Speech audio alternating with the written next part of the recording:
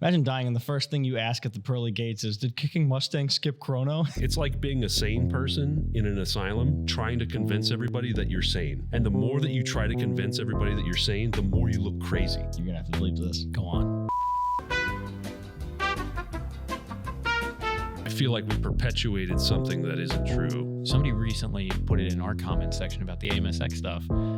If the other team is not having fun, then no one's having fun. So I can't agree with that more. Yeah. Because if they're just frustrated and poopy pants, then the game's going to suck. Hear me out. Let me walk around on Crossroads with a high-vis vest and a big, really big bug net, big enough to get a person. And if I find a shitter, I just crikey, you got him. So, Operation Crossroads, if you have a season pass, actually, by the time this comes out on Friday, so general tickets will open up on Monday. Remember, like, share, subscribe. Click that YouTube button down below that says you can hype the video. It really helps us out with the algorithm. You guys killed it on the last podcast. Somehow 12,000 hype points. Good job. Appreciate you guys. Again, like, share, subscribe. Fish in the water. Yeah. Yeah, I don't know. It's weird. Anyway. Hi, everybody. Welcome to another edition of the Zulu 24 podcast. As always, I'm joined by Anthony from Antec Airsoft Studios and Jordan from Zulu Outdoor. If I sound a little strange, it's because I had gonorrhea herpesiphyllades for the past 3 days. I'm just getting over it. And Jordan already got up. Fantastic. Off to a great start. All right, I'm just going to tell the truth. Dave got in the boat, and he got beaver fever. he got in the boat. This is why we say don't get into the boat. No. First things first, I feel like we need to correct something. I can't remember which podcast it was. A couple episodes ago, we were briefly talking about... It was episode 84. There we go, episode 84. Yeah. We were talking about the kicking Mustang thing with the headshots and all that stuff. And I feel like we perpetuated something that isn't true. The fuck was it? So Kicking Mustang reached out after he listened to episode 84. In that episode, we were discussing the negative Airsoft video where he was talking about the drama between him and Kicking Mustang. Yeah. And he brought up that recently at one of the fields, Kicking Mustang was caught not chronoing, but right. playing, and essentially claimed that he's told the ref or staff or whatever they call them, I think marshals, that he would chrono after the game. After talking to Kicking Mustang for like 2 hours yesterday, it came out that that's not the case. He chronoed that day. He actually has a video from that day. Yeah, he has a video from And in that video, the marshal comes over, and it wasn't the fact that he didn't chrono. It was the fact that somebody was complaining he was shooting hot. And then they chronoed him on the spot, and he was like well under. Yeah, the chrono limit of the field he was playing at was 2.5 joules. He was chronoing 2.1. Yeah, so we don't want to like spread. Did you see the video of him chronoing? Yeah, I watched it. Yeah, he kind of sent everything to us. So I'm sure at this point he feels he has to film himself chronoing and doing all that stuff. He has receipts. Yeah, for a lot of this. Yeah, we're gonna try to have him on because he's got a story to tell. He's also volunteered. He said he wants to come on the podcast. Yeah, so look forward to that. He's also writing a book. He's also writing a book. Buy his book. He asked if he could send us a copy for us to review. But I don't want this to be a platform where we just parrot that we see on the internet. Correct. So we were wrong. Yeah. And that was something I did say to him. I was like, we were basing it off of what we could find on social media and obviously watching the negative Airsoft videos. Yeah. Because Anthony and I both watched him. I find him funny. Not really my cup of tea, just because I do gas guns and he primarily does AEGs, but I find humor in his Airsoft stuff. Sure. And from basically saying that, Kicking Mustang, it was just like, yeah, that's kind of the problem, is the fact that the internet just believes everything they hear. Sure. And it perpetuates the cycle. So he went through and explained everything to us. So I've come to discover that there's no longer two sides to every story. There's three. No, I think there's four. I said the same thing. Well, I'll say that there's three. You can explain yours in a minute. Okay, you got the protagonist and the antagonist. Thinking about it, I think there's probably five. Maybe like shut the fuck up. 6, 7 sides to each story. Shut the 6, 7.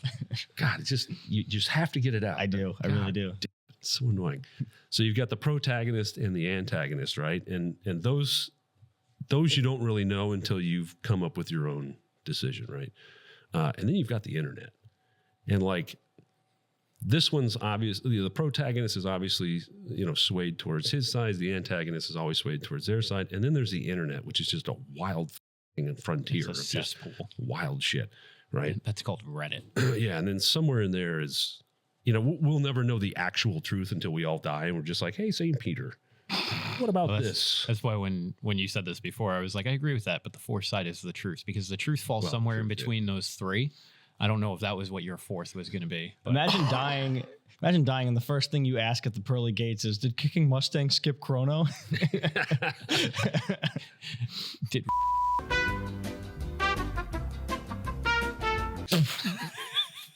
Oh, God. That might be slanderous. I had to bleep in that. Yeah, you might have to bleep. But Anthony's reaction. Wow, Jordan, you did a bleep. Yeah. You did it. Jordan's first bleep. That's it. That's it. There you go. This is what I think. Similar to what you're saying, but with like more nuance. I don't think it's like a protagonist and antagonist, because both people can be equally protagonistic and antagonistic at different parts of the scenario. There's just person A, person B, who are the ones involved. And then there's third persons that were there to witness it. And then there was the people that are third person to the third person, and they're just basically playing an awful game of telephone. Well, that's the internet. Well, and then there's the internet. And now with the internet, it gets complicated because it is, because there's bad telephone on the internet, but then there's also just blatant misinformation where people just blatantly lie. That's true. Yeah, remember when Devon's he slipped and like dislocated his shoulder? Oh my God. And somebody was like, "Oh, I heard he got in a fight or whatever." Like this happened 10 minutes ago. Yeah. And we all know what happened. Like that person is just blatantly came up with a lie. Like it happened over there. It got talked about over there. And then there's a kid standing in here going, he got into a fight and he dislocated his shoulder. Somebody like, pushed him. Yeah. like, and it's, I think, like, you see a headline.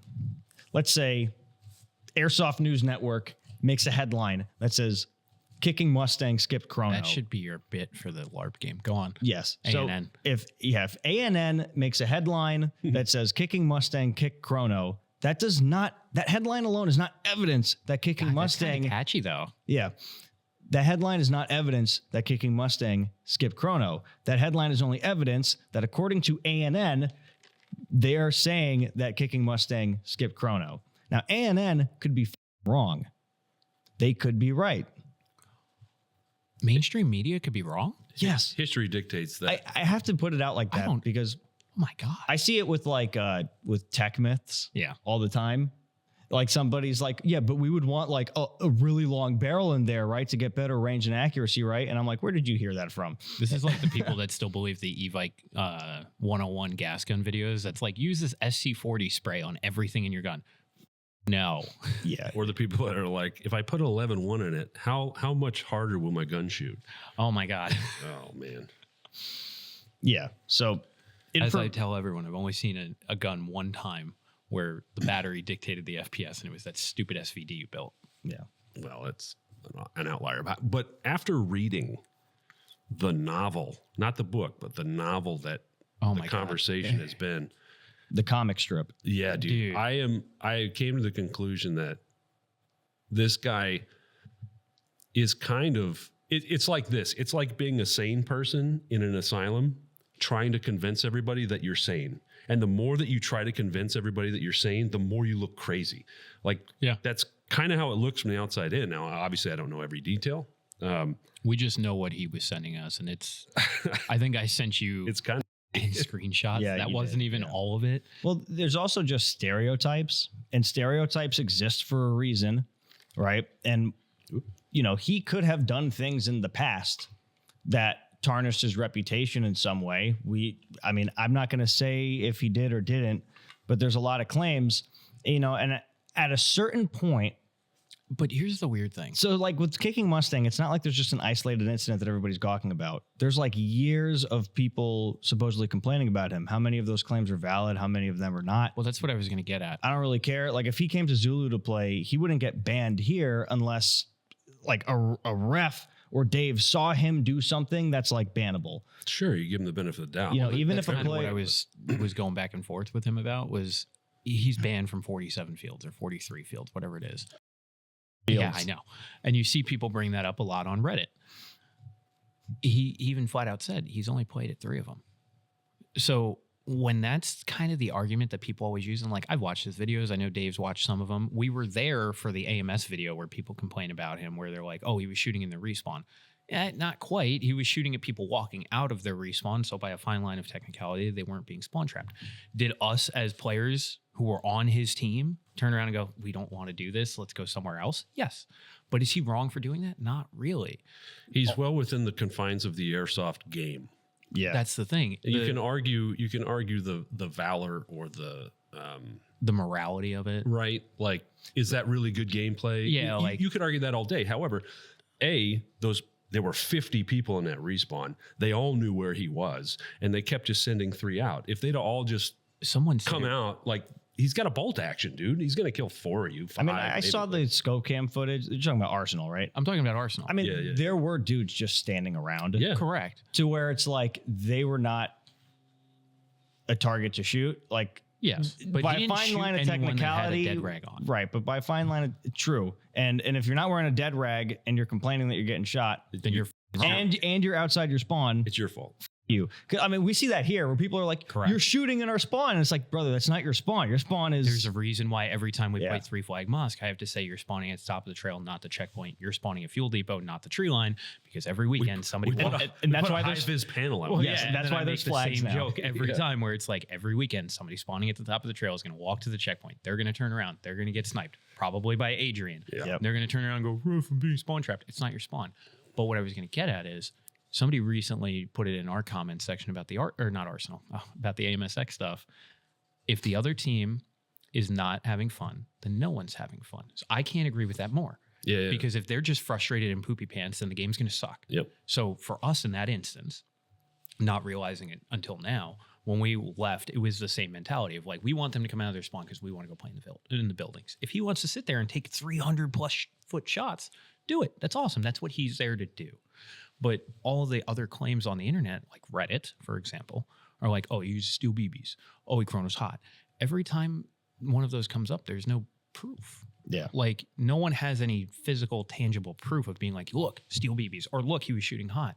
Every time something like that happens, he's just like, no, here's the video. Like, I was chronoing under, or I was using plastic BBs. Like, the steel BBs one is wild to me. Yeah, that's just, I don't know. So I start to agree with Dave. It's like he's a sane person in an insane asylum, and he's trying to explain to everyone working that he's not crazy, but he looks crazy by doing it. Yeah, it's like he has to start recording when he puts his boots on in the morning at home. And he's like, this is how I tie like a my body shoes, cam, right? And then I think he brought it up too. Like, imagine the damage to his reputation.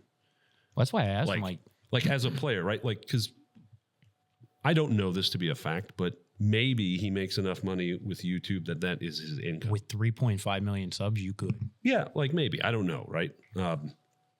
So why would he ever do it? Why would he intentionally ever do anything to to take that away? Well, one would argue that, like, and this is what I think when it comes to like him shooting people at Arsenal that are like clearly just getting out of their spawn, and it's like at least let him out. You know, if it's fine line of technicality, not illegal, fine, sure enough. But like, if they didn't have their dead rag out, fuck them. But still, you know, why would you still do that? Obviously, it's less fun if you're not actually But playing. He's filming. He's filming, but And he's getting hits. But and it's he's also doing the the tick question of what marks. kind of fun do you want? And he's not breaking any rules by doing it. Right, he's not by a fine line of technicality. What we're really getting at is the morality. Of it, right. Like, One would argue that the incentive to do it is to get views, and we see it with like speed softers all the time, Correct. where they're just here to get clips. The fucking guy at Iron Horse who's like, I'm here to get cheaters. Yes. You know, Oh god. Yeah. Okay. it's like, That's a shit. Good luck, brother. Are you even having fun? Like, did you come here just when to you be, used to smile? like, did you come here just to be upset? No, I came here to catch cheaters. Yeah. All right. Good We had job. like 3 other cameras to watch that interaction. Yeah. You know, Like, cool, bro. Yeah. Still haven't seen that footage anywhere on the internet. right? Yeah. No, but I lost my train of thought. I after reading what he Oh, sent that, us, yes. like I start to sympathize with the guy a little bit, man. Like, and then it made me reflect on my image of him. Right? What did I ever know of him? Well, the internet opinion of him, right? Correct. And then the clip that you're talking about, where I'm just like, oh yeah, it's fucked up. You know what I mean? But then when you really break it down, Yeah. he's not doing anything in that video that is intentionally breaking a rule. It, would we say it's a little slimy, right? Like shooting guys, but there's also 1,000 things that those guys in the spawn could have done. Yeah, like we were at that game. Dude, he They lets could've them get fucking out. went the other way. I think a little, it's also probably worth noting that game was super hot. And Yeah. the attrition rate was like 50% dropped out And because there of was the a lot heat. of salt in the water to begin with. A lot of salt. And Yeah. the water circulation was kind of an issue that game. Yeah. Oh my God, yeah, it was. But Holy again, shit. it circles back to because you said like, oh, he's trying to get clips. It's also about what kind of fun are you trying to have? Because to us, fun is hitting a building, throwing grenades through windows, fighting dudes room to room. That's our kind of fun. For him, it's probably along the lines of how far away can I shoot someone from? Or how precise can I get my shot? So if he knows, because we were there, that open field, you have a pretty good distance to sit there and try and take the longest shot you can. Yeah. But they all knew where he was. Like there was several groups that he engaged and they shot back. Correct. And so they could have just gone 14 steps back to the respawn and been like, hey, 25 guys right here. We got a sniper right there. Let's just get online and walk forward. They could have also done what happened with you at Iron Horse that same year, where you were just like, hey, or you shot a bunch of dudes, and then one guy waited for everything to die out, and he came over and was like, hey, man, like, our spawn's kind of like right over here. Oh, We're yeah, trying to push out. That was Like, like would the you mind just backing off? And as you described it, it was like the most like reasonable airsoft conversation ever. Man, yeah. If they had just went Unicorn. over and been adults about it and just been like, hey, man, it sucks. Going through the woods is fucking terrible. We Yeah, want to yeah. go through this way. Can you just like back off so we can actually get into the buildings? They could have at least tried the conversation. I mean, One could theorize that maybe it's just the style of gameplay where you are a sniper and you are shooting people and your gun is going to shoot, hotter than other guns, that it's Well, you get the more benefit. likely people would complain if they get hit. Like, so it would make sense also to be like, well, it's going to hurt more. And maybe some people aren't used to that because not everybody's sniping like that. But then it's like, we have Adrian here. Yeah, but every Navrich was sniping and there's not a whole thing about him. So it's like, my mother told me when I was a kid, Anthony, if you enter a room and if you have a problem with like one person, maybe it's a thing between you and that person. But if you walk into a room and you have a problem with everybody and everything, like maybe it's time to look in the mirror. but look. Yeah, but look. I don't think that he walks in the room and has a problem with everyone. Based on everything we've read, though, what if in this hypothetical situation, right? We'll use it as an example. What if there's one person or one group of people that start a campaign, and by campaign I mean you go hard, creating Facebook groups and spreading like nationally, Misinformation. spreading about you. So now they're leveraging the internet just by basically throwing at a wall and seeing what sticks, right? Maybe, let's try steel BBs. Let's try not chronoing. Let's try this. Let's try that. And only 10% of the things that they throw at the wall stick. But now everybody in this very small niche hobby, they all hear it. Yeah. They don't know you. They never met you. Yeah. But they know your name and they know that they heard this. And then you walk into the room. Yeah. Is that fair? Well, it's not fair. No, right? And It's also not the and first that's time the we've asylum. seen that in Right. this industry. Right. And to that point, right, something had to have happened where these people do not like you. It could be something that And happened off the field, though. It could be just- something off the field. It could just be jealousy. It could based be off of jealousy, clout. but I will also say this, and this is where I think it's very much a witch hunt. I've seen other famous airsofters do way more egregious shit Yeah. on camera with evidence, like and get away with it. not just bannable, but like Yeah. borderline assault, Yeah. like I know what video you're talking about. full autoing people in the face when their iPro's not on. Going around Yeah, the side yeah, of a yeah, pile yeah. of You know. pallets. Yeah. Not going to name names if you know, but like we can forgive those people. You know what I'm saying? We can. I don't think the majority of the community know that videos exist. Right, but like we can forgive them and let them continue to play the role that they play in the airsoft Yeah. content creation world. But like Again, it comes down to it might just be a thing about clout. It might just be a thing about popularity. because at the same time you have other big name brand snipers, Novrich being the biggest, and you got Silly Gilly, and now you have Kicking Mustang, and they're all kind of Silly Gilly's another dude over in England. Oh, okay. They're all doing the same thing, but everyone hates Kicking Mustang.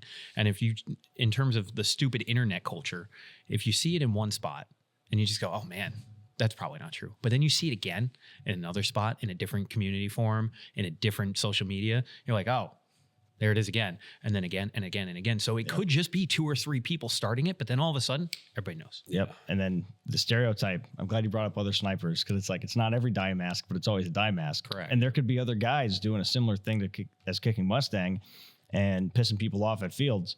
Yeah. You know, and now it's like, sure. And then the rumor starts at the field that Kicking Mustang's here. Or, you know what I mean? Or so there's just, he's getting blamed for that he never even or as did, it gets passed down, they're just like, oh could yes, also be some ass in the UK with a ghillie is cheating, and then they're just like, well, do you know who he is? Like, no, I don't know his name. They're like, probably Kicking Mustang. Yeah, well, it's right. like, oh, That's a hey, in the possibility, same too. way we've seen it in the U.S. airsoft culture, like, oh, do they have an airframe and a JPC? GMR culture. Yeah, exactly. Yeah. I would love, They usually wear a pad. I would love for Right, Kicking but at Mustang. the same time, it's not every person that wears an airframe and a JPC, but they've gotten a bad rep because of people that wear those two combos. True. yeah, I would love for Kicking Mustang to come here and like talk. You know, I full on invited him. Yeah. I was like, we want to have you on. somebody should at least give him that. You know, and Yeah. I mean, not saying that our platform's like so fucking big that it would have a huge reach, but but you know what? It's a platform where he can come and talk about it with people that are not like trying to, I guess, incriminate him. Yeah. It's I mean, we're still I'm going to question him. But Yeah, and yeah. I'm naturally skeptical because I am too. like the whole book, it's like that's kind of wild. Like, Great you're writing a opportunity- book about this? great opportunity to Is it sell gonna your be an book. Is it going to be an ebook? You know, what's the thing they always say? Like Jordan Belfort. You know what I mean? Like Get your bag, King. the wolf of the Mustang of Wall Street, No, it would, the- it would be a British town. It'd be like the Wales, Yeah, the Mustang of Wales. Yorkshire Fire. Wait, the Wolf of Wales, I can't even think of any British towns right now. Jesus Christ. Penny Lane. Of Worcestershire or whatever. Fuck. Well, that's in fucking Bont. Never mind. I'm an idiot. I'm sick. Give me a pass. Liverpool. There you go. I don't know. Live it in Liverpool. Oh God, I sound like a smoker when I laugh. I've been smoking cigarettes for 40 years. Cigarettes ain't done nothing bad to me. Just I've been get- smoking since I was 15. Just get the phlegm hairball out and Oh, dude, it's reoccurring. I think I'm old, dude. we gotta have Rip Kid on here. Gotta Dude, I have don't- him explain himself. I don't know. I doubt that dude still plays it. I think it's a witch hunt, bro. I don't think you did it. I don't know. No, there's a mountain of evidence there. Nah, they You burned it. never see his face. Do you know what I saw? No idea who that kid is. You never see his face. I saw a video of them burning his badge. Did you really? No, you didn't. No, they did film him. They filmed themselves burning the badge. Yeah, they did. That does not justify what he did. No. I'm joking. Okay, Rip Kid. No, that was wrong. And no. What was the comment you made in the documentary that's never going to see the light of day?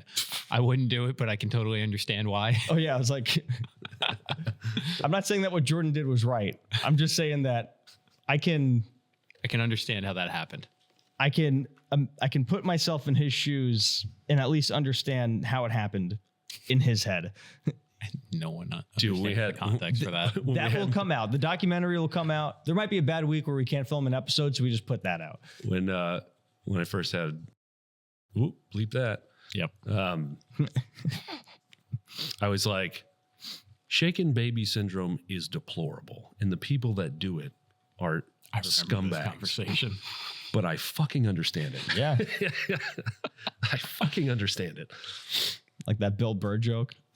People are like, they say there's no reason to hit a woman. I'm not saying it's okay to hit a woman, but you're telling me there's no reason to? He's like, all right.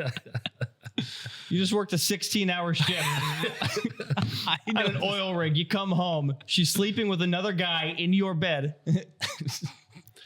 Daniel Tosh did a similar joke, except it's like the 1800s, and you come home from like working in the coal mine or whatever, and your wife is drowning your kids in the sink or something. He's like, I can't hit her. No reason to hit her? Yeah. No reason to?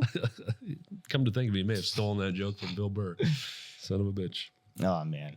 All right. Well, So Operation Crossroads, if you have a season pass, actually by the time this comes out on Friday, so general tickets will open up on Monday.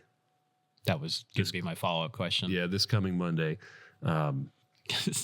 So we figure with that happening, maybe we should go through the rules because we have changed quite a bit. A lot. This isn't going to be like, oh, it's just an airsoft event in a local field. I know the rules. Just call your hits or whatever. There's a lot of mechanics that we're including, which we have used in.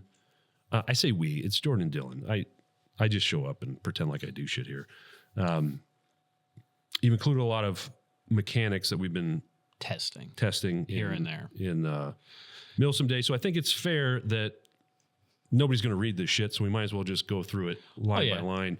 I also like the idea. Somebody put it out in the Discord yesterday. They've been asking for the Rich and Dick skits to come back, and now it's getting warmer out. Still have the origin story. We have that. Yeah, Pointing it out. That's okay. Cool. We still need to film more of them too. Pointing it out. Yeah. Okay. I'm getting on track of the content flow. All right. People have been asking for more of them. Spring is coming. Dick is defrosting. Yes, that's what I'm getting at. That's what I'm getting at. And I commented back to him going, hey, now that it's getting warmer out, we can bring it back and do another run of these. We just got to figure out what to talk about. Yeah. And then somebody turned around and goes, why not every single rule change you did for Crossroads? And I was like, shit, that's a good idea. Write that down. Right. We can use the Rich and Dick skits to make a little bit of comedy out of this. Because to be fair, one of the best Crossroads videos we ever did was you two with the...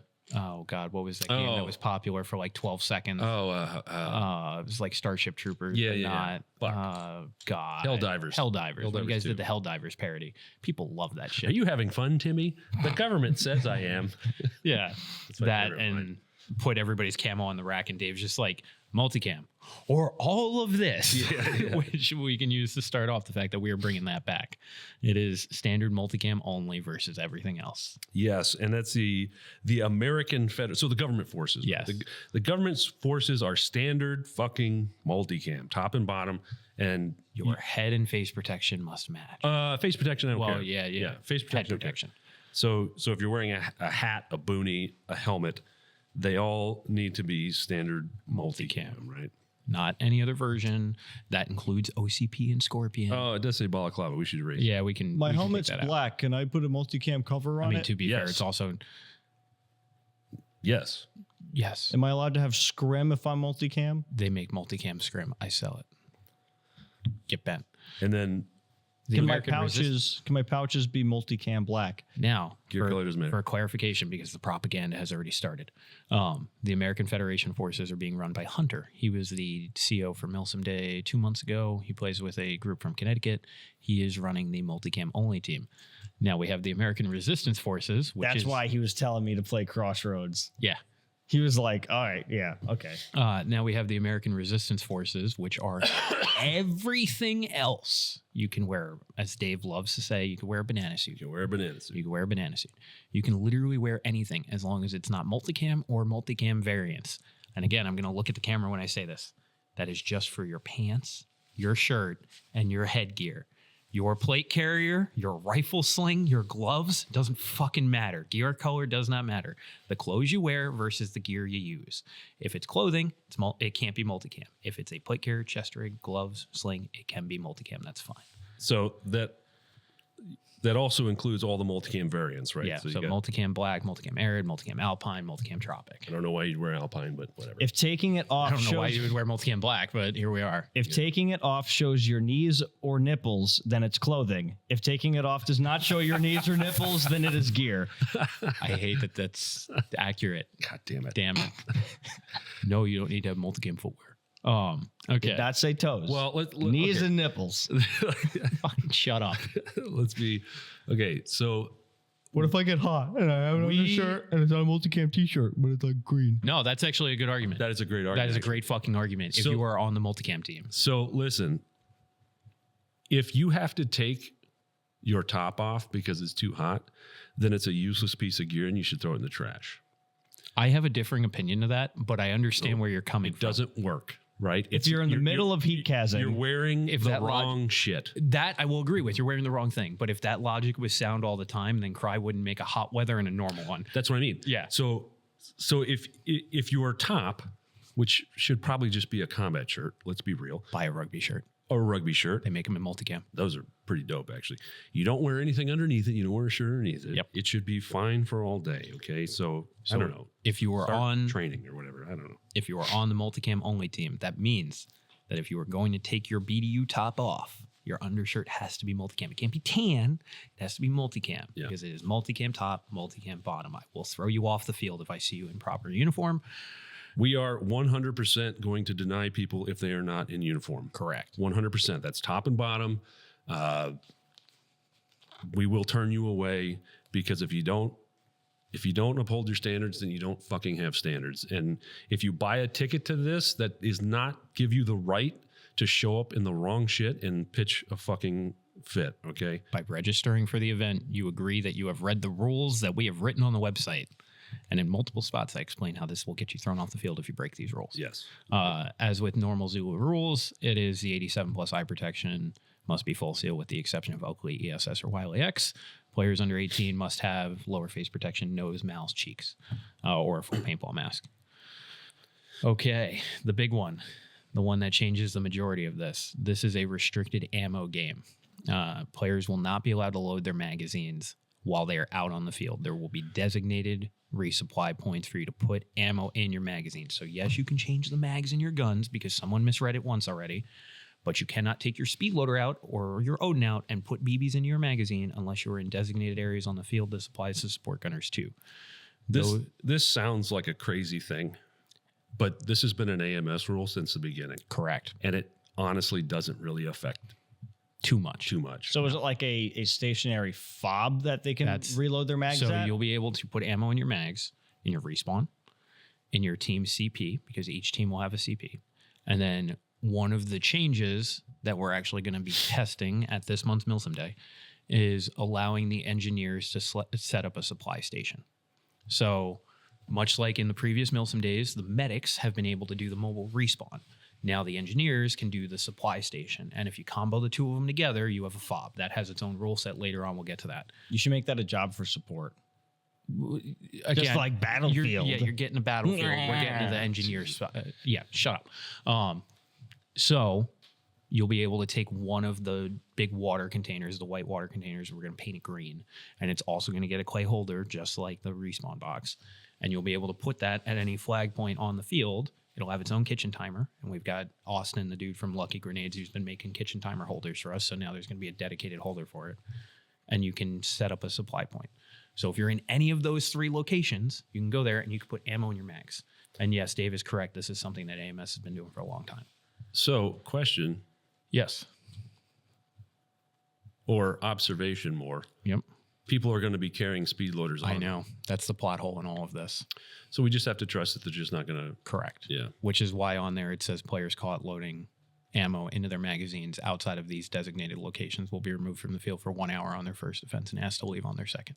Because we're asking you to drink the juice. We're asking you to understand what we're trying to do and go with it because it's really fun if you follow it. Hear me out. Yeah, and it's honestly not that. We have to trust the players. It's not that bad, to be honest with you. Hear me out. Let me walk around on Crossroads with a high-vis vest and a big, like, really big bug net, big enough to get a person. And if I find a shitter, I just, like, crikey, you got him. Yeah, that'll go over well on the intro. That will go over swimmingly well. Now, while you are correct in the assessment that AMS has been doing this for a long time, it's partially comboed with the magazine restriction. And yes, I would love to do a real cap only game, but we can't do it yet. So this time around, we're just restricting the amount of magazines you can carry. So you won't be able to reload unless you're in those spots and you have a specific amount of mags you're allowed to carry on you. We're going to go over those real quick. SMGs. This is specifically if you're falling within the confines of the SMG rule set, which means 280 FPS max, and it has to be less than 1080 for the rounds per second, or rounds per minute. There's a typo there. RPM, not RPS. Those legitimate SMG replicas, so like MP5s, or P90s, MP7, stuff like that, they can carry 8 magazines. Now it's 8 magazines total, so 7 plus 1 in the gun. If your SMG chrono's above those limits, it's considered a normal rifle. That's normal Zulu rules for events. For normal riflemen, it follows the green, blue chrono tag limits. So 0 to 350, no med. 351 to 400, 10-foot med. They can carry a maximum of 6 mags. So 5 plus 1 in the gun. So now, so now we're on the rifleman. Right? Yeah, So, we're on to rifles. So gas blowback users. Yep, that's the one that I hope it doesn't have too much of an issue. No, But it shouldn't, right? So, I mean, you do the math for an AEG, average mid cap holds 120. that's 720 BBs. That's 720 rounds. That's 5 plus 1 in the gun, right? So gas blowback users can carry up to 720 rounds on them, which is the same as 5 plus 1 in the gun for an AEG. Now, the only difference is that most gas guns Are 30 rounds. like 30 rounds. So 30 to 35, unless you have an MP7 and then it's 40. so it's going to look like it from a distance, a gas gun user is going to look like he's carrying 14 mags because he is carrying 14 Well, mags. we did the math. For if you were using an MWS, for you to have 720 BBs, it would have to be 22 mags. So it's going to look like he's carrying a shit ton more, but in they're actuality, 32 round mags. it's the same round count. Now, caveat to this, and this is again where we're adding complexity to the rule set, which could be detrimental.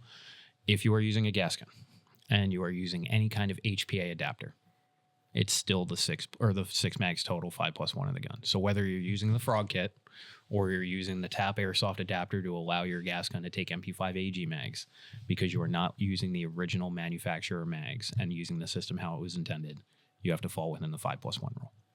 Correct. Well, it's because now you're adapting that gas gun to use 120, 150. I mean, Richie's Saiga, it's a Tokyo Marui gas blowback Saiga 12, but it's got an HPA adapter and he runs EPM ones. Yeah. So Yeah, no shit. this is why that rule exists.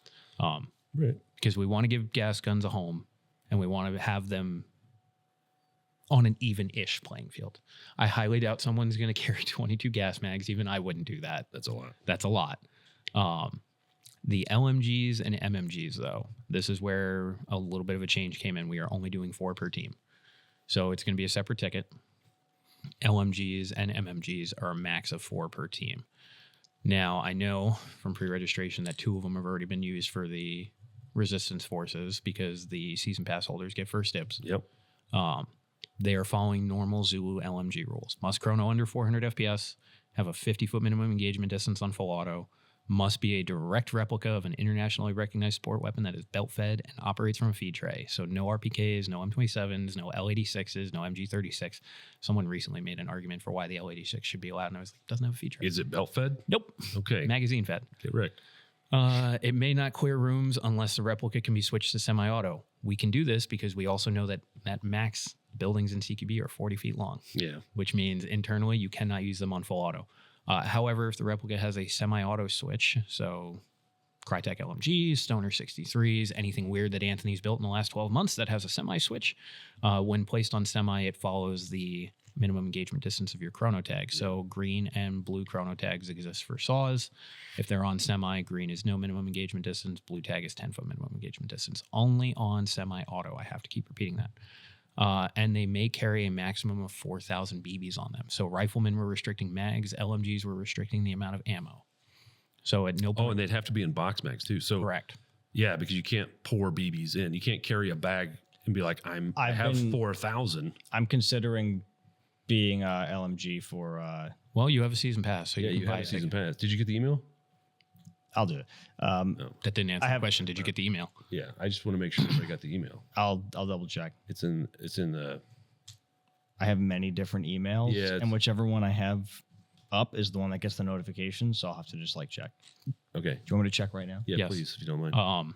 Yes. So again, we're putting some trust in the players that you are, even if you have a PKM that has a 6,000 round box mag, please do not put more than 4,000 rounds in it.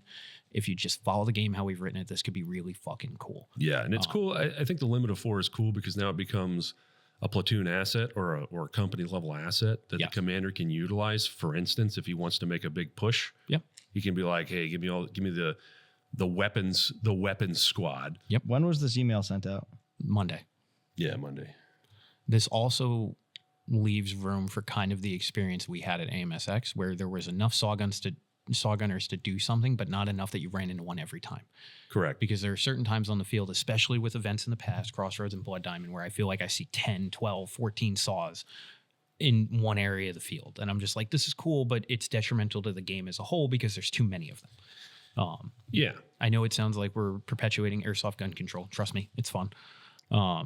It is. It is actually fun. It also gives the commander some wiggle room. Well, some authority on where and when they want to employ that level of support by fire, and I think if the commanders, regardless of what the roster says, I feel like if the commanders kind of set aside their saws and then supplement those guys with a couple riflemen, they can create a weapons squad, kind of on their own, and then employ that weapons squad where they see fit. I don't see the email. All right. After we're done here, just remind me and I'll. Yeah. I'll because I know the email it went to. I just don't want to say it over the podcast. Yeah. Yeah, but I have my cursed featherweight little short guy. So if you want to make him a little green an tag LMG ticket, that might go give me for it. give me reason to actually finish the selector switch on it. Make it shoot semi. Got 2 box mags. Or don't, and just use it how it's intended to be used. Correct. If I was commander, right, and I'm not, so whatever, I would literally take all 4 squads and make a fucking weapons squad and just employ that where I see fit. But that's just me. I don't know. I don't know nothing. We will see. And obviously at the end of the event, whether we do it in a public forum or send out an email, we're going to ask for players to submit their critiques and basically give a review for how it went. So if it turns out that no one liked the 4 saws, then we can change it. But for this one, it's going to be 4. Yeah. And I mean, they're always going to want more. Yes. But again, we're going for a really cool airsoft game here. So let's just try it and see how it works. Yeah, why not? DMRs, normal Zulu rules, 400 to 450, must be semi-locked, 100-foot minimum engagement distance. They follow the 6 mag capacity, or the 6 mid-cap magazine rule, so 5+1 in the gun. And bolt action, same normal Zulu rules, 451 to 500, must be bolt action, 100-foot minimum engagement distance, carrying a maximum of 6 mags. Now, we'll say this too, at no point did we mention high caps for rifles. This is a no high cap game. every single thing it says mid-cap magazines. Oh, I know. I'm saying we haven't.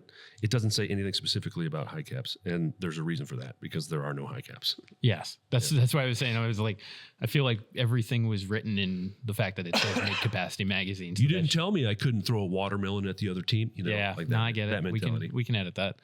And then it does say again, players caught intentionally breaking their minimum engagement distance or carrying more magazines than what is allowed by their designated role will be removed from the field for 1 hour on their first offense and will be asked to leave on their second. Any player caught manipulating their FPS on the field will be immediately removed and asked to leave. There is a zero tolerance policy for adjusting your FPS on the field. By registering for this event, you acknowledge that you have read all of this. That's the second time it said that. Yes. I put it in here 3 times. Yeah. Can I bring my Kaiwa Wen White Sabo? Nope. Nope. But it's the Kaiwa Wen one. Nope. Okay. Per Zulu rules, rubber foam training knives. Nope. The medic system and the respawns. If you've played Milsim Day, you have used this medic system. It is the same one we've been using for the last year. I also realized, I don't know if this was intentional on your part or unintentional. Crossroads falls exactly 1 year to the day of the first Milsim Day. Oh, no. Yeah, that's unintentional. Yeah, Dylan and I were looking at it, and he's like, I think Dave did that on purpose. I'm like, I don't know if he did. No, I don't have that forethought, dude. No way. Yeah. Crossroads is the 1 year anniversary of Milsim Day. It's the universe, man. Man. Man. So medic system is slightly different, but it is almost identical to Milsim Day. 2 tourniquets or 2 ace bandages. They don't have to be Zulu tourniquets for events. They can be an MSW tourniquet. When you're hit, dead rag on, 3-minute bleed out. You have to lay down and die. Do not kneel, do not stand, do not crouch, lay down. Get out of the line of fire by laying down on the ground. If you are not laying down with a dead rag out and you are complaining about being shot, you're the wrong one. You are the wrong one. Lay the fuck down. Another classic Zulu short, the one where you were yelling at me to lay down and die. And then everybody's like, he's not wearing iPro. Oh, you weren't wearing iPro. I was like, I was wearing iPro. Yeah, because we're right here. Yeah, we were filming right here. We can bring that one back. That short fits this perfectly. Yeah. Lay down and die. Yep. Your first hit is buddy aid. Your second hit is dedicated medic. So on your first hit, anyone on your team can come over and buddy aid you. All they have to do is take your ace bandage or your tourniquet and apply it. Now, that being said, tourniquet etiquette rules and bandage etiquette rules. You cannot hand it to him. You cannot pre-stage it on your arm. I watched a kid do it on Saturday where I was like, we just fucking talked about this, because I watched him take his tourniquet out while he's got his dead rag on, put it on his hand, and then his friend came over and did it. I was like, both of you are dead. Yeah. No.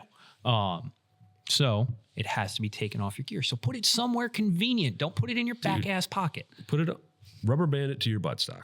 Yes, or your shoulder pouches, or for some reason. That's been the best place I've found. I just they don't have to be Ranger bands. If you have like the Staples bullshit, I just get like 20 of them and just like. One of the most ridiculous places that I love to run my tourniquet, and I've been doing it for years, is I put it on my helmet. Because I have, if you see my helmet right behind you, I have that elastic system on it. I just slick a fucking tourniquet in there. I've been doing that for years at MSW games. It's so fucking convenient. So to be clear, the only way that you can be revived is by an ace bandage or a tourniquet. Correct. And not a 30-second two-hand touch. Correct. That is where it is slightly different. We are allowing you to use ace bandages if you want, non-Zulu tourniquets, and we are removing the 30-second handhold. Yeah. So your second hit, this is dedicated medic. They're going to be marked with a white armband. They are your medics. They are going to run over and do the exact same process, but they are the only ones allowed to do it to you on your second hit. Now, this seems to be a weird thing that only comes up during Milsim days sometimes. That does not mean that on your first hit, a medic can't heal you. You can still be revived on a medic on your first hit. Yeah. First hit, anybody can do it. Second hit, only a medic can Correct. do it. I have to hammer that in. Your third hit, you are considered dead. You must pull out your dead rag, lay down on the ground, and wait your 3-minute bleed out. After 3 minutes, you may return to your respawn or your team's CP, provided they have a respawn token there. Or you can go to your team's mobile respawn box, provided that they have their mobile respawn box set up. We will go over those in a minute. Yes, and then the tourniquet etiquette rules, which we already covered.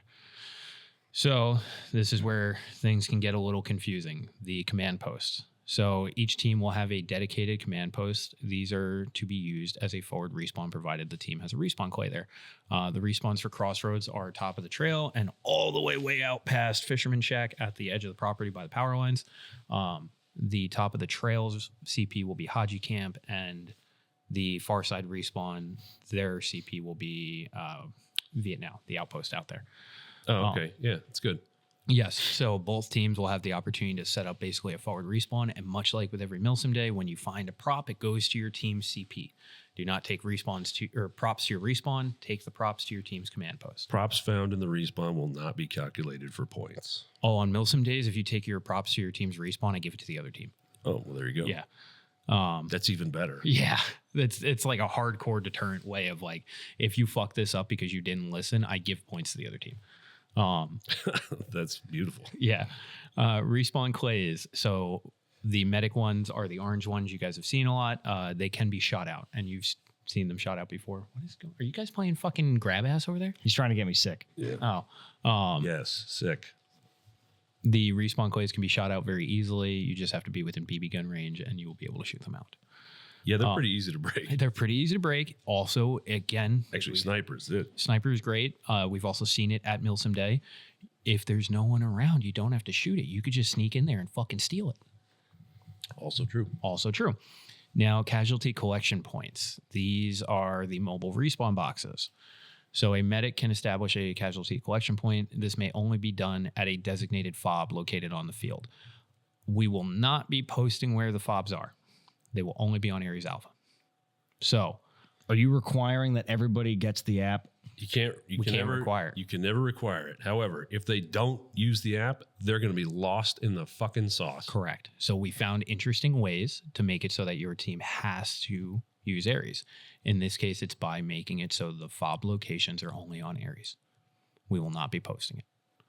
So you obviously the team commander is going to be on Aries, so they will know where it is.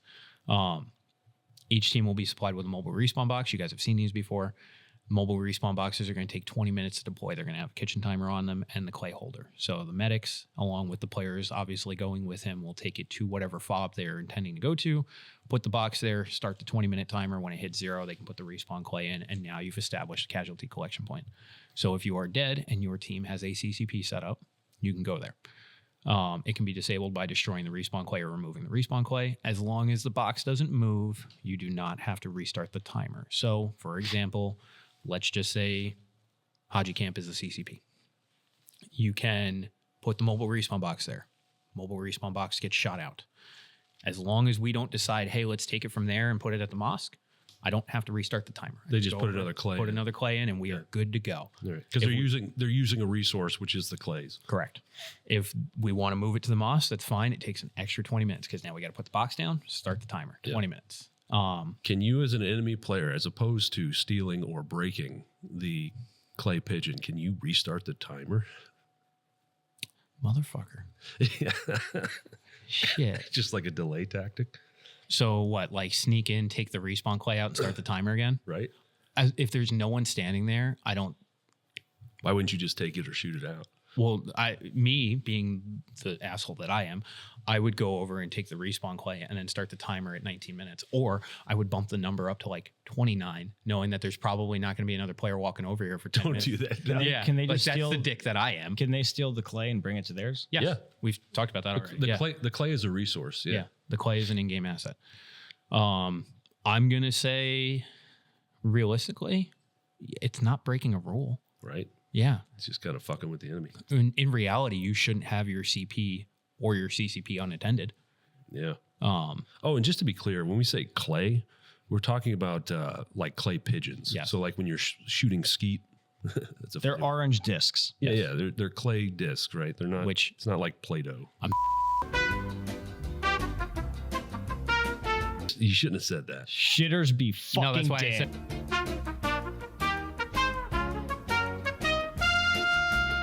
So I will just cut the last 60 seconds. Yeah. And then do not move the opposing team's mobile respawn box. You may guard it to prevent them from taking it back. However, you may not move it. So if you take over a team's fob and put your mobile respawn box there, that's fine. Just put it next to theirs. Yeah. You can't move theirs. You can't hide it, but you can guard it. Now, the player roles, because we went over what your team CP is and your team CCP, player roles. So we got recon teams. There is only one per faction. Are they deploying before the game Yes, starts? Okay. 30 minutes. Wow. They work directly with the team commander to complete missions in scout areas, embrace the role. Milsim Day, it's normally 2 players. This time around, it's 4. They will work directly with the commander to do surveillance on key objectives and complete missions, as well as coordinate fire missions with the JTACs. Now, that being said, it's not going to just be like Milsim Day. We've been testing it by giving them 1 mission each Milsim Day.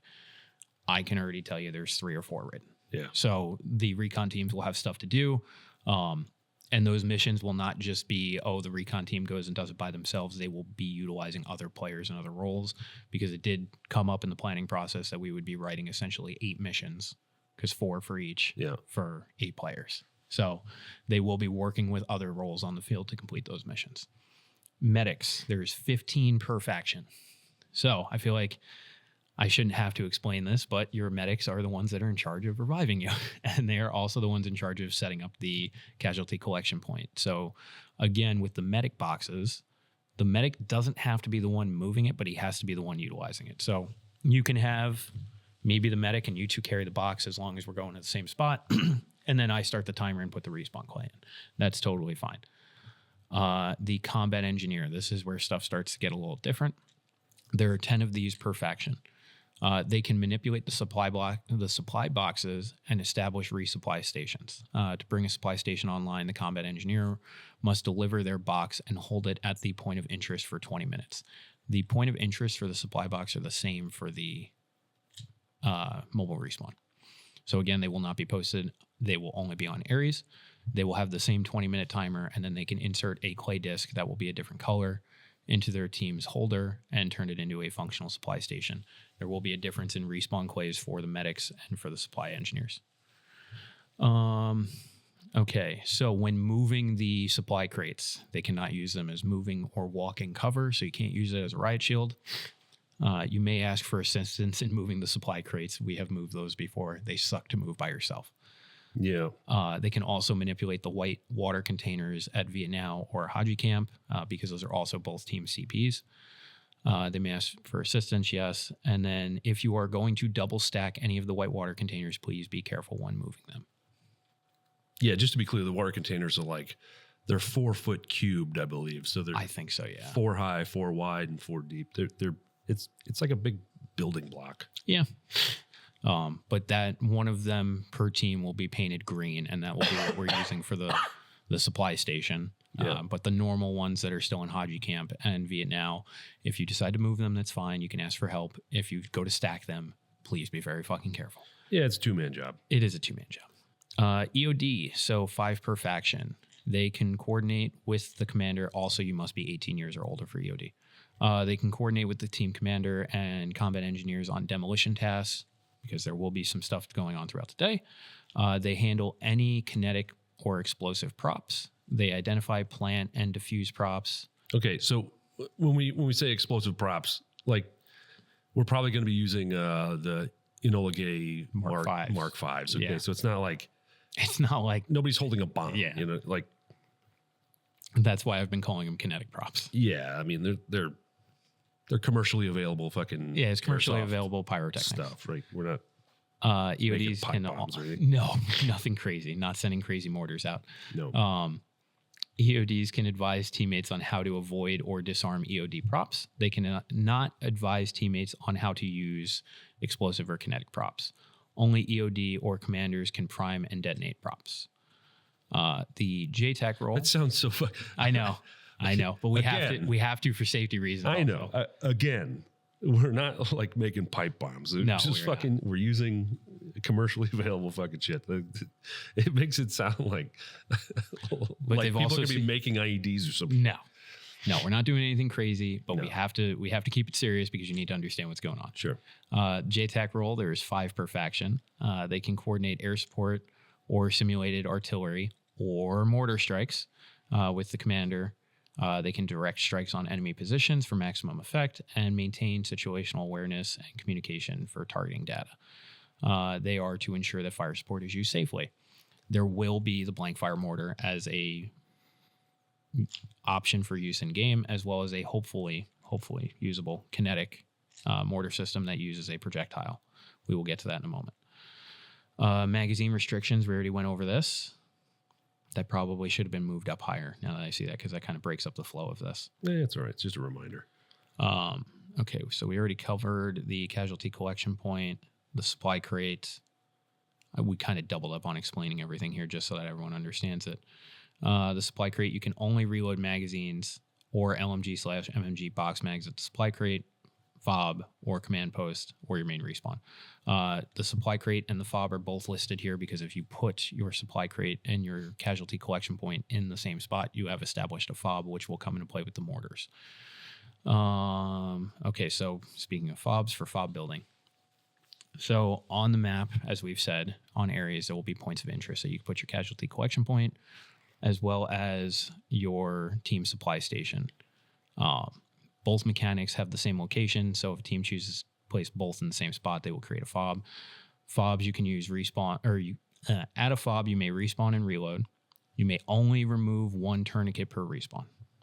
So if you die and you have 2 tourniquets on, and you go back to the fob, you can respawn and take 1 off, but you can't take both off. Because if you want to take both tourniquets off, you have to go all the way back to your main respawn. Yes, there is an option to game the game there. I understand that. Put a sign at the fob that just says, Oh, yeah. you can only take 1 off. Yes. It's going to be on the medic box. If your clay pigeon is destroyed, the fob, Wait, is that true of just a fob or also a CCP? that's also for the CCP. That's why it's going on the medic box. Okay. So no matter where your mobile respawn is, you can only take 1 tourniquet off. Gotcha. Because we kind of looked at how AMS was doing it. Yeah. And we liked some of it, but didn't like some of it at the same time. I still don't understand that. Yeah, that's why we're trying to make it really clear. You can go there when you're dead, and you can take 1 bandage off. Yeah, I still don't. That's it. If the clay pigeon is destroyed on either of the boxes at the fob, it loses that specific role until the clay is replaced. Gotcha. So you can actually destroy separate parts of a fob Correct. individually. Yeah. Okay. Correct. That's cool. So if, for example, we'll use fuel depot. If one box is on one side of the building and the box is on the other side of the building, you shoot the one you can see. They may still be able to go there and respawn, but they can't go there and reload their ammo. Gotcha. That's cool, actually. Main respawn, you can reload, you can respawn, you can stage your gear bags, you can sustain yourself here. You can also take both your tourniquets off. You cannot bring your props here. Your command post, because this is all for the reloading and respawning mechanics. At your command post, you can reload and respawn, provided the respawn clay is present. You may remove all of your tourniquets. At a CP. At a CP. Okay. The blank fire mortars are only to be used at command posts. And you must bring all props recovered to your command post. So the command post, okay, so all right. So the command post is also where the mortars are firing from. The blank fire ones. The blank fire mortar, yeah. The blank fire ones. At a CCP, you may respawn here. You may remove one tourniquet. You may not reload. So if you just set up a mobile respawn, one tourniquet, no reloading. Supply station, provided it is active, you may reload here. Now, again, if you combo the two together at the same spot, you've created a fob, and you can do both. Yeah. Points of interest. Points of interest will only be marked on Aries Alpha. They will Download the app. They have no physical indicator. They can be used as a firing position for projectile-based mortars. Okay. They can be used as a casualty collection point. They can be used as a supply station. They can be used as a fob. I believe, if I'm remembering correctly, there's 6 points of interest on the map. So download the app. Yes, and also there's no flag capturing, right? Correct. So, yeah, all right. That's why Crossroads is a total war event. Yep. It is all about completing missions and denying the enemy terrain. But it is not about capture points. So these points of interest that are going to be on the map will not be marked by a flag position. They will only be there for the use for this mechanic of the game. Yeah. Kinetic props. Okay, so players must be an EOD role for pyrotechnic kinetic props. They will be used under the direct supervision of game staff. They must have gloves on while handling kinetic props. They must be in designated containers until required for specific missions. We saw this with the rockets for the last minute. Yeah. Destroyed the rockets by taking them out of the containers. So anything that launches a rocket or goes boom in any way, shape, or form is going to stay in the container it's found in. Any mishandling of kinetic props can and will be immediately stopped by game staff. These are very cool. This can make the game extremely immersive and fun for all players, regardless of their role in operating them. However, player safety is still our number one concern. So any misuse or tampering of them will be completely stopped, and we will ask you to leave the field. Any player found to be doing this will be immediately asked to leave, as they are putting their safety as well as the safety of others in jeopardy. By registering for this event, you are acknowledging that you have read this document and understand these rules. There's 3. There's the third. Give me 1 second. I got to reset the cameras. All right. And then we'll talk about mortars. So we went over the kinetic props. Now we're going to talk about the mortars because it's the last 2 sections. So the blank fire mortar must be operated by a player who is over the age of 18 and wearing electronic hearing protection. So is it EOD or no? So the EOD is just for the explosive props. Okay. For the mortar, I know in the past you've done... I used to sell separate tickets. You used to do separate tickets. Yeah. I understand that in this case, like last time we used it, you were the one that fired it. And then I'm confident now that the players kind of understand how it works. I'm also confident in the system itself that it's really not going to hurt anybody. So with that, we established the mortar or the blank fire mortar rule set again. All we ask is that the person operating it must be 18 and they must have electronic hearing protection. That's super prevalent now, so that's a majority of players anyway. Yeah. The safety procedures for it is they must have clearance from a ref prior to use. A 20-foot, 180-degree safety cone must be established prior to use. So that means from the barrel, 180 degrees, 20 feet. And it should be easy to do, too, because blank fires mortars are going to be at the CPs, so they're not going to move. Yeah, so like I know for the Vietnam one, it'll be outside of it. Yeah, it has to be. It has to be. Yeah. For the Haji Camp one, you can kind of figure out a nice spot to put it. There's actually a pretty good spot right in the center. Yeah. No player is to stand directly behind the mortar. Correct. Operators must be off to the side, so directly to the right or left off to the side. Yeah. Okay, so the big thing here is how does the mortar work on impact? JTACs are going to call the grid. That will be coordinated with the team commander as well as game staff, and then they will fire rounds. So, question. Yes. Does Aries Alpha have a grid? Yes. Okay. Yes, we have used it for Milsom Day in December when we used the mortar. Okay. I can put it in MGRS. I can adjust the size and the scale. Oh, cool. 2 hits on either of the boxes, being the supply box or the mobile respawn box. The first one will destroy the pigeon. The second one will reset the timer. Well, so this says... Yes, I'm reading the bottom one before the fob one. Oh, I see. Yes. I see. Any impact outside, just any impact on the field has a 50-foot kill radius. But specifically for the supply box and the CCP, it will destroy the pigeon on the first hit and it'll reset the timer on the second. Now, because the fob is there as an option, if a team establishes the fob, it gets a little bit more protection. We kind of stole this from squad. Yeah. 4 hits on a fob will completely destroy the fob, but it'll destroy it slowly. So on a fob, the first hit destroys the supply station. On the second hit, it destroys the CCP. The third hit resets the timers on the boxes. Oh, man. And the fourth kills everyone inside the fob. I'm now realizing that you took the rule set before we finished revising it, because there's actually hit 2 kills all the players inside the fob. Hit 4 sends them all back to respawn. Oh. Yeah. So we just got to update that. I didn't realize that. Yeah, on the actual Google Doc of us writing the rule set out, hit 2 kills everyone inside the fob, and hit 4 sends them all back to respawn like permadead. So what hit destroys the CCP box? Also hit 2. Oh, I got you. Yeah, so it's hit supplemental. 1. Yeah, it's so that because if you went through the method of setting up a fob, which realistically is probably going to take 40 to 50 minutes, Yeah. You should have a little bit of benefit in terms of protection. Yeah. So 1 destroys the supply station, 2 destroys the CCP, but also kills all the players inside. So the first hit like has enough of protection to not kill everyone inside, but the second one kills everyone. Okay. Because I know in times past with the blank fire mortar, we've had an issue where like miscommunication on kill radius, on killing buildings, stuff like that. Yeah. So we made it very clear with fobs. And I also see that it's not on there that any other building, it takes 2 to kill everyone inside the building. That's on the Google Doc. We just got to update it on here. Right. And then the projectile-based mortar. This is what we're working on. It's the reason why I've been fooling around with this in my hand. There's 2 different systems that we are currently testing. Provided they are ready, this rule set will get to stay. Again, this must be placed at any point of interest marked on Aries Alpha. Must have clearance from ref prior to use. It will also require the same 20-foot, 180-degree safety cone.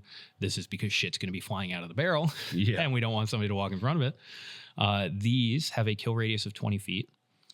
The supply station and CCP, if located within 20 feet, are disabled on the first hit. Supply station and CCP within 20 feet will be reset on the second hit. So same rules apply from the blank fire mortars, but you got to be a little more accurate because they are truly direct fire or indirect fire. Direct hits to the balcony of a second floor building will kill anyone on the balcony. 2 hits to any connex within 90 seconds will kill all occupants, because there's nothing for me to say, oh, this connex got hit by a mortar an hour ago. Yeah, or right. got hit by another one, so we Yeah. had to put a time limit on it. Mortar rounds that land within buildings inside of Newtown Mosque Embassy, any building that doesn't have an actual roof on it, will kill any and all players in that room. So same kind of thing with the grenades. Yeah. Direct impacts to the second floor of any buildings in the mosque compound kill everyone on the roof. And walls are to be treated as hard cover. Barrels, pallets, stairs, curtains, fences are not, because I see this very often where a grenade will go off on the other side of the curtain and they're like, oh, well, am I dead? I mean, Yeah. technically. Nuance of airsoft. Well, I think AMS has a pretty good rule. Like if you see it go off, then like you're in the line of sight. However, with the curtains, though, Yeah. you don't really see it. And I had to deal with that on Saturday with a player where grenade went off and I'm like, you're dead. And he's like, that's more than 10 feet. And I'm like, oh, brother, like I can see it. You can see it. Oh, let's measure it out. And I'm like, it's 13 feet. Yeah. I was like, technically by the law of the land, you are alive. I'm like, that's kind of cheesy, but you are correct. You are not dead. Yeah. I mean, that's the rule. So he wasn't wrong. He's not wrong. But that is the so the- Crossroads rule set. So the big takeaway I see here is don't reload your mags out on don't put BBs into your mag out on the field. Correct. The fob mechanic's really cool because you actually have to build it. Make sure you download the app. It's Make sure you fucking download the free, and you're just not going to know what's going on. And it's so helpful to the commanders to be able to coordinate. So the game itself, even if you just download it, turn it on, sign into the game, and just put it in your pocket. Like who cares, right? It's helpful for everybody involved, and that way you don't have to search around for staff if you have a question. You just open up the app and be like, okay, I can see what's going on. If your question still isn't answered by that, okay, then you run it up the chain. Hey, what's going on? You will also see the staff on Aries because everyone will be signed in. That's right. So you can find, It'll be easier for you to find staff members. Ammo is limited, but not super limited. It's not that bad. I mean, every AMS game is like that. And would it be, it's like Guardian Center. Would it have been nice to bring a speed loader and like Yeah. reload? Sure.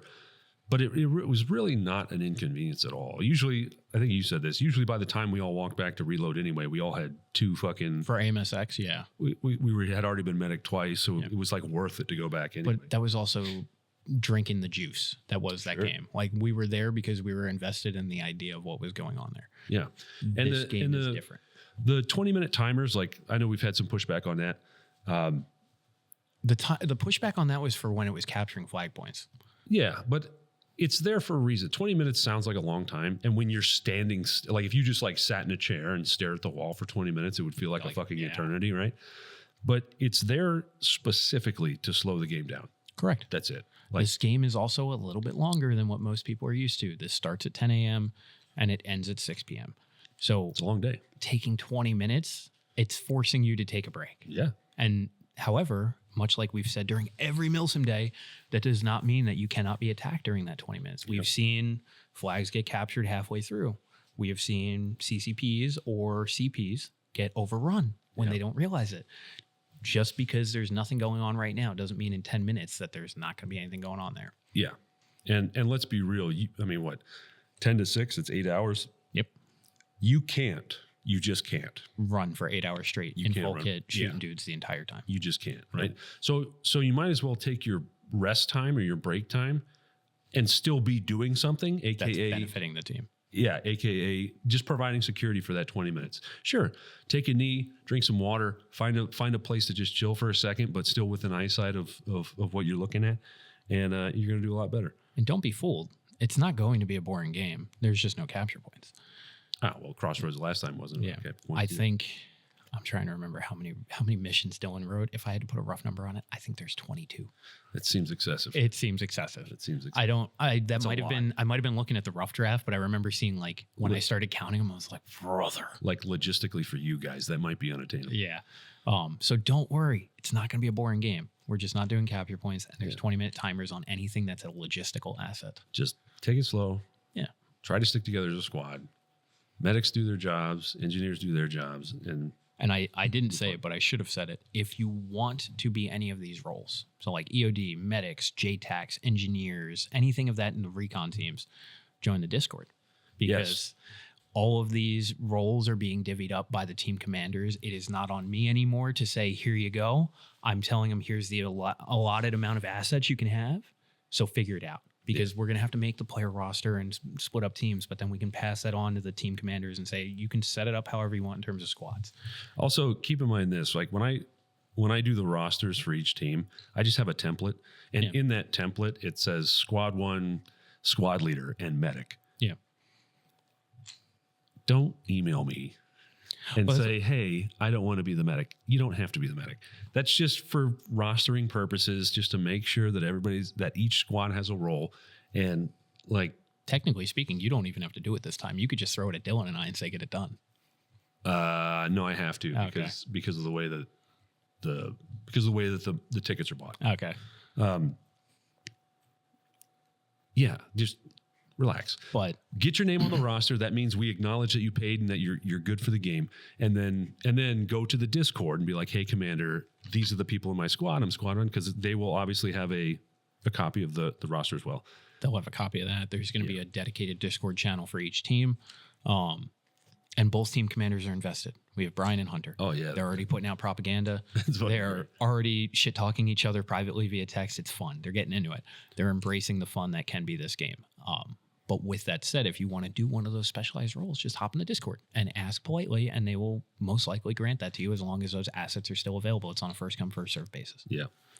But with that... Let's take a break. Actually, if you have any questions about the rule set, just put them down in the comments below. We'll try to get back to you on that.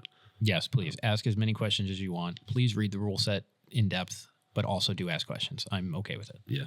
All right, let's take a break. Yes. Go buy our merch. Go to the Zulu24.square.site, buy some merch. Also, I found a little hiccup and I can't seem to resolve it. So when you go and you buy merch, when you look at it, it says out of stock. Everything says out of stock until you put in your size. Oh. So everything's there. You got to put in your size. Head on over Zulu24.square.site. Pick up your Zulu24 merch. We're always kind of updating it. All the designs on there. There are a lot of cool stuff. And we're back. And we are back. So Anthony, you showed me some videos. Was it Saturday? Yes. From your original, your OG YouTube channel. What's the name of it? I'm not going to say that, but I will say this. I've been in the fucking game for a long time. Yeah, you were a fucking child. I've been in the fucking game. I was a child soldier. Were you like 15 in those videos? The earliest video, I was 13. God bless America. Oh, look who's getting a phone call now. Zulu 24. This is Dave. How can I help? I'll put it on speaker. No, I can't do that. Good. How are you?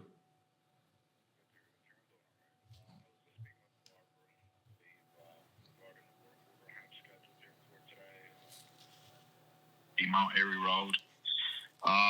Showing here, this work order was submitted into my system here on Monday the 30th. Now, it got delayed a bit. Much got around to being scheduled for today the 8th. Now, I'm showing here in my system, this is coming up as a commercial, a small business account. So I'm trying to figure out what's going on with it exactly. Yeah, can you give me the name on that business account? It's coming up here as Zulu 24 Airsoft. It's coming up as a commercial. Yeah, but what's the business name on that account? Well, I'm not sure. I'm just showing it here as a commercial account. I'm just a dispatcher. Oh, okay. Yeah. Are you guys going to be moving or relocating facilities, or would this be a billing-related matter? I'm showing here, like I said, I have a scheduled shut-off for the electric. Oh, okay. What time is the shut-off? Well, it's showing me here is for 2 o'clock today. Okay. So I'm not, do you guys have any work going on? Well, yeah, we're a business. We have work all the time. No, I mean like any additions, any construction or anything that would call for a shut off. Nope. Okay, well, that's bad for business. Tell you what. I mean, I guess. Grab a pen. Yeah, go ahead. Grab a pen and paper. Let me give you the work order number that I have assigned to the system here for you guys, and the phone number. You can have whoever's in charge of that contact the main office, and try to get that sorted out because I have. Perfect. Yeah. Give me the number to the main office. The phone number is 1-888. 1-888. 535. 535. 2538. 2538. All right, so I just call them and I can get all this resolved because obviously I'm a business and I don't want to have my power shut off. Yeah, give them a call. They'll be able to get it sorted out for you. It might be billing related. However, I'm just a dispatcher here. You'll be barking up the wrong tree. I was under the assumption that it's going to be for a relocation or if it was going to be for some work for construction because it is a shut off on a commercial account. Yeah, perfect. So just so I have a reference, man, can you give me your name again? My name is Tony Shelton. Let me give you the work order number that I have assigned in the here for you guys. Can you spell your last name for me? Yes, it's SHELT as in Tom ON. Perfect. Thank you. And then if you want to send that work order number over, that'd be great too. Yeah, the work order number is Delta Sierra Charlie 093015. Perfect. Okay, so when I call the home office, I'll reference that work order number. Yeah, give them the work order number. They'll be able to pull it up, and and if it is a hiccup somewhere along the line, they'll be able to sort it, and I'll update in my system. Hopefully, save my guys a trip. And you said you're from Central Hudson, right? Central Hudson. Okay, right. Perfect. All right. Sorry to bother you, Dave. You have a good one. Thanks, man. Okay, this is amazing. Breaking news. Okay, so This is the second one? This is the second one. that- Same scam. Is that not Central same number? Hudson? No. No, that's not Central Hudson. Okay, look up the phone number for Central Hudson. Don't click that. It'll call it.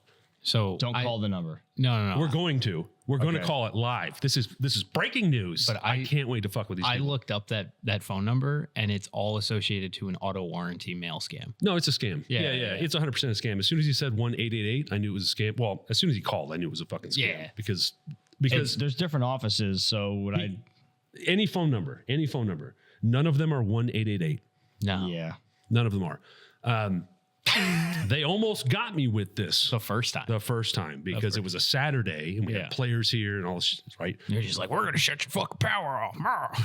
So this is what we're going to do. We're going to call the home office in quotations. And dude, this is a 100% scam. So we're not doxing anybody. So fuck these people because they're Thanks fucking for spelling your last name, dude. Yeah. Shelton? asshole. Tony Shelton. I was hoping he'd fuck it up. Obviously that's probably not his real name, but, and they couldn't give me the, okay. So the way it works is like, yes, we're called Zulu 24 Airsoft Park.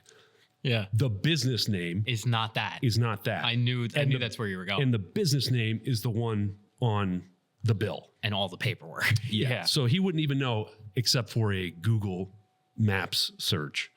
I mean, yeah. Or He wouldn't even know what that we're going was. into public records. Yeah, exactly. Which So that's high effort for a scam.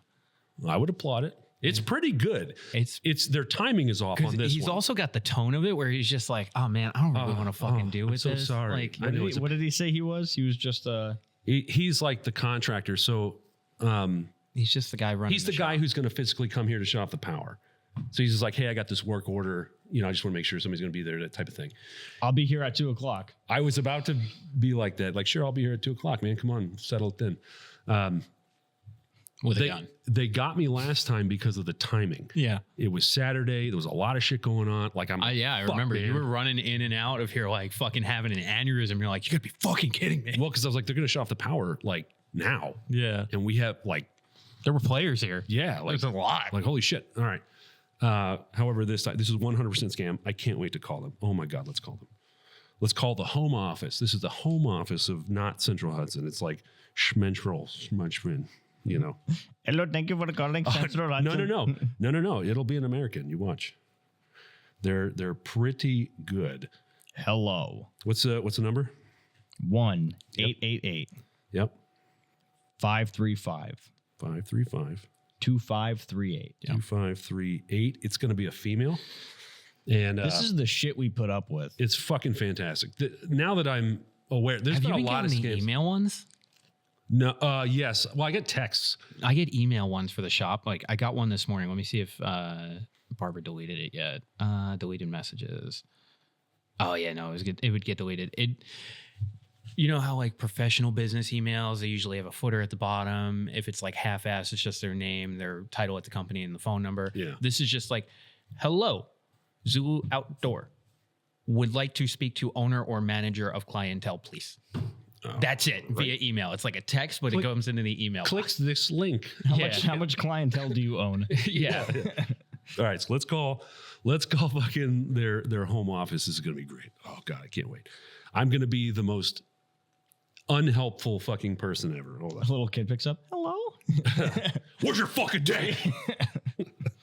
Hold on, let's see here. Turns out they gave you a police department number. Let's put this on speaker. It's not. Here's the work order number. Oh yeah. Thank you for calling Central Hudson. Our menu options have It's good. recently changed. Please listen to the following. To report a gas odor, gas emergency, carbon monoxide, press 1.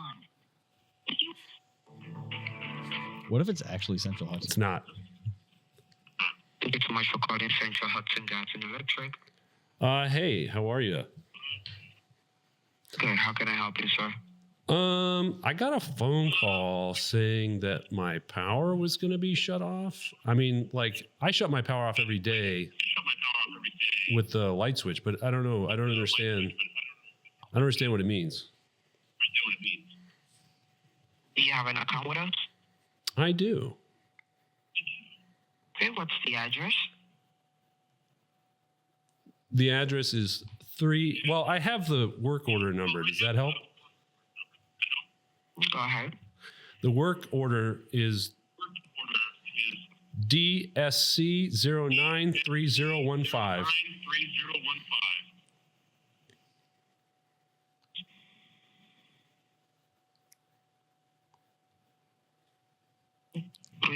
Mount Aries Road. Do you have the account number?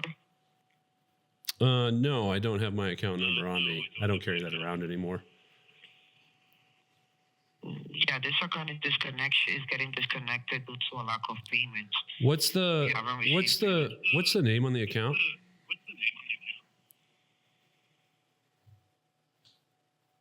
It should be right in front of you because you just looked it up. You know the name? Oh, well, that wouldn't be, that doesn't make any sense because this is a business. It's for Airsoft, Zulu 24. Yeah, but what's the business name? It should be on the account. I just want to make sure you're not going to. Damn it. Hold on. We got disconnected. Hold on. What was that number again? You think if Central Hudson was trying to get a payment, they wouldn't just hang up. No, they wouldn't. I just sent you a screenshot of, I found some of those emails. Yeah. Let's call them back because we got disconnected. I'm sorry, we got disconnected. I can't believe we're doing this. I love it.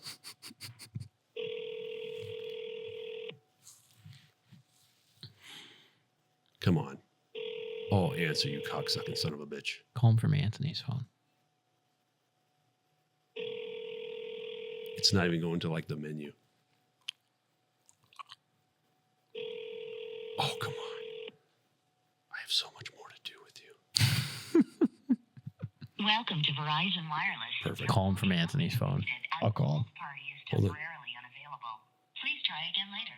Welcome to Verizon Wireless. Your call cannot be completed as the call. Yes. Oh, yeah. Call from your phone. I'll talk to him. Be like, hey, Oh, do you still have the work somebody order? was pretending to be me. Yeah. Oh, let's scam the scammers, baby. Fuck these people. Fuck these people. I know this is like a weird. Maybe we just cut this whole thing out and make a short out of it. I don't know. Fuck these people. I'll figure something out with it. I shouldn't have been so hard on the business name. I should have just kept rolling with it. I should have gotten to the part where they're like, yeah, you're going to go to Walmart and you're going to get a fucking gift card. All right.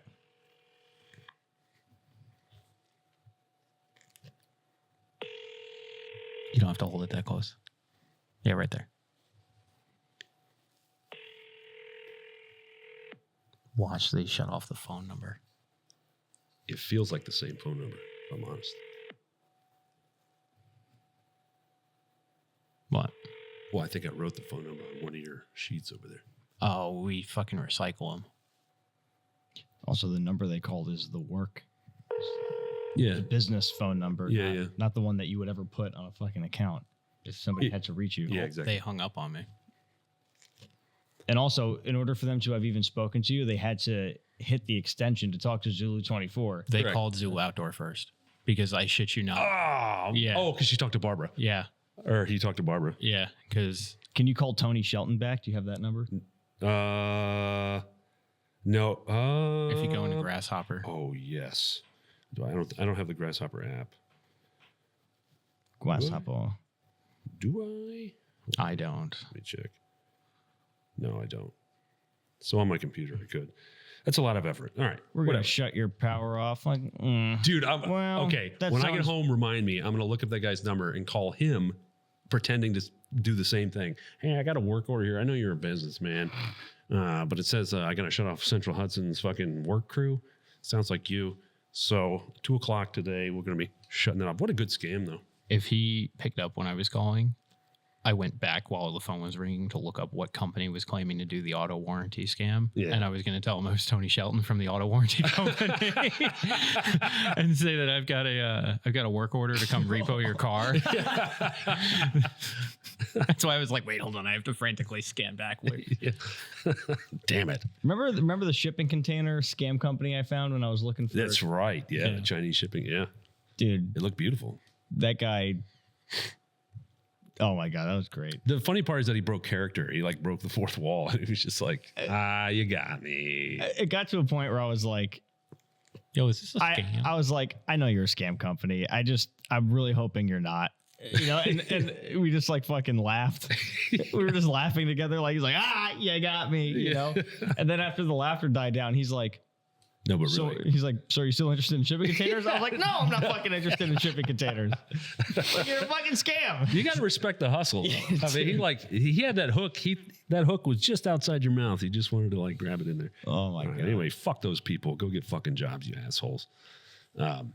However, that one's clever. It's more clever. Like there's a lot more moving parts with that one, which means that it is successful. It's all the old people that live. No. They're businesses. They're doing businesses because they know that if anybody has money to make sure their power stays on, right, it's businesses. Dude, and it might not go directly to the owner if it's a large enough business. It might go to some fucking gatekeeper that'll just swipe the card. And even while I was on that call the first time, I logged into my Central Hudson account, and through an accounting error on their end, my electric bills have been negative. So they overcharged me, and they never give you a refund. They just give you a credit to your account. Yeah. And that's happened to me before. But so I had this negative balance, and I was like, oh shit, maybe they fucked up and they just caught it, and Central Hudson sucks, and they'll do that. But fuck those people. Who is tagging me in the Discord right now? But anyway. Ticket claim. Whew. So Anthony had some videos. I've been in the fucking game. Bro. It's just like reset. I've been in the game for a long time. All right. So I was 13 in the oldest video, and and then I think the last time I made a video on that account, I was 15. Okay, internet. 15 or 16. Internet has never lost. Go find Anthony's original YouTube account. It's gold. The best part was, well, there was a lot of best parts, but the best part was while recording, and I have to assume that you were in a room by yourself with a camera, right?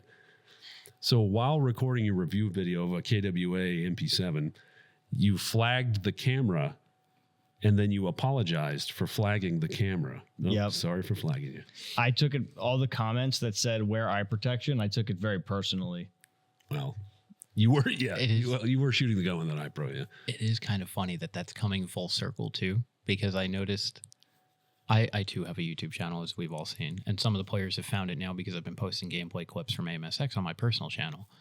And I went back because somebody commented on an old Zulu video from like 8 years ago. Yeah. Buildings in CQB had doors on them. That's how long ago this was. Zulu? Yeah, the school. Oh, the school. Yeah, this was a long time ago. That was specifically for one event. Yeah, right. And it was a video of Nick and I running through CQB with our gas blowback rifles because, no shocker, I've been doing the gas gun thing for a long time. And one of the comments I never saw was, man, homie flagged the shit out of his friend and then he put the time code. And this is coming full circle because now we're talking about Anthony apologizing to the camera. I don't know, but flagging a human being and apologizing is much different than flagging a camera. Yeah. And then out loud, not like internal dialogue, like, oh shit, I should probably not do that. It was like, oh, I'm sorry, I flagged you. The most viewed video on this channel has 7.1K views. And it was uploaded 13 years ago. That's more than like the average Zulu podcast, dude. That's really good. Yeah, but you had traction. It's had 13 years. No, not all of them. A couple videos went over 1,000. YouTube was different back then. Oh, brother. I think I have a video on my personal YouTube from, God, ages ago. The first video only has 128 views. And it was a review of a JG M733 Commando. And it was the first airsoft gun I ever bought. I know what my most viewed video is. I just don't know how many views it is. I even have Scout the Doggy style gameplay footage. Hell yeah. At Old Zulu. And it's just really cringy because I'm looking at my younger self and if my son acted the way I acted at this age, I would be like, all right, we're going outside and chopping wood and doing manual labor until you stop acting like that. I just saw the name of it. My most viewed video on my channel is actually a video from a Lion Claws game. The Mall. 535,000 views. Oh yeah, my video has 10K views and it's amazing. I thought mine was the Milsom West video. That only has 457. Oh my God, there's so many. Everything's copyrighted too because I didn't care. I just like used fucking. Oh, I'm curious. I gotta log into YouTube Studio because I know monetization is on for that, but I don't think it's still getting views today. Well, anyway, Anthony, you know what time it is? Is normie. Almost tripped him up. Almost. Well, usually I have this already staged. I didn't. What do you have for us today? So I have one that I came up with on the field, and it's half is it normie, but I'm giving you an option for, or is it a shitter? Ooh. Is it normie or is it shitter behavior to not revive someone on your own team because they're not in your group. Oh, you're just bypassing dudes? Like I watched on Saturday. Like you have the opportunity to do it. L-shaped building, 2-story building, Moss compound. Saturday. You're tourniqueting people next to him. Let me paint you the exact picture, you mongoloid. So group of 3 dudes all playing together. They come up. Another random dude. I know it's his first day playing Airsoft. They all push up to this building.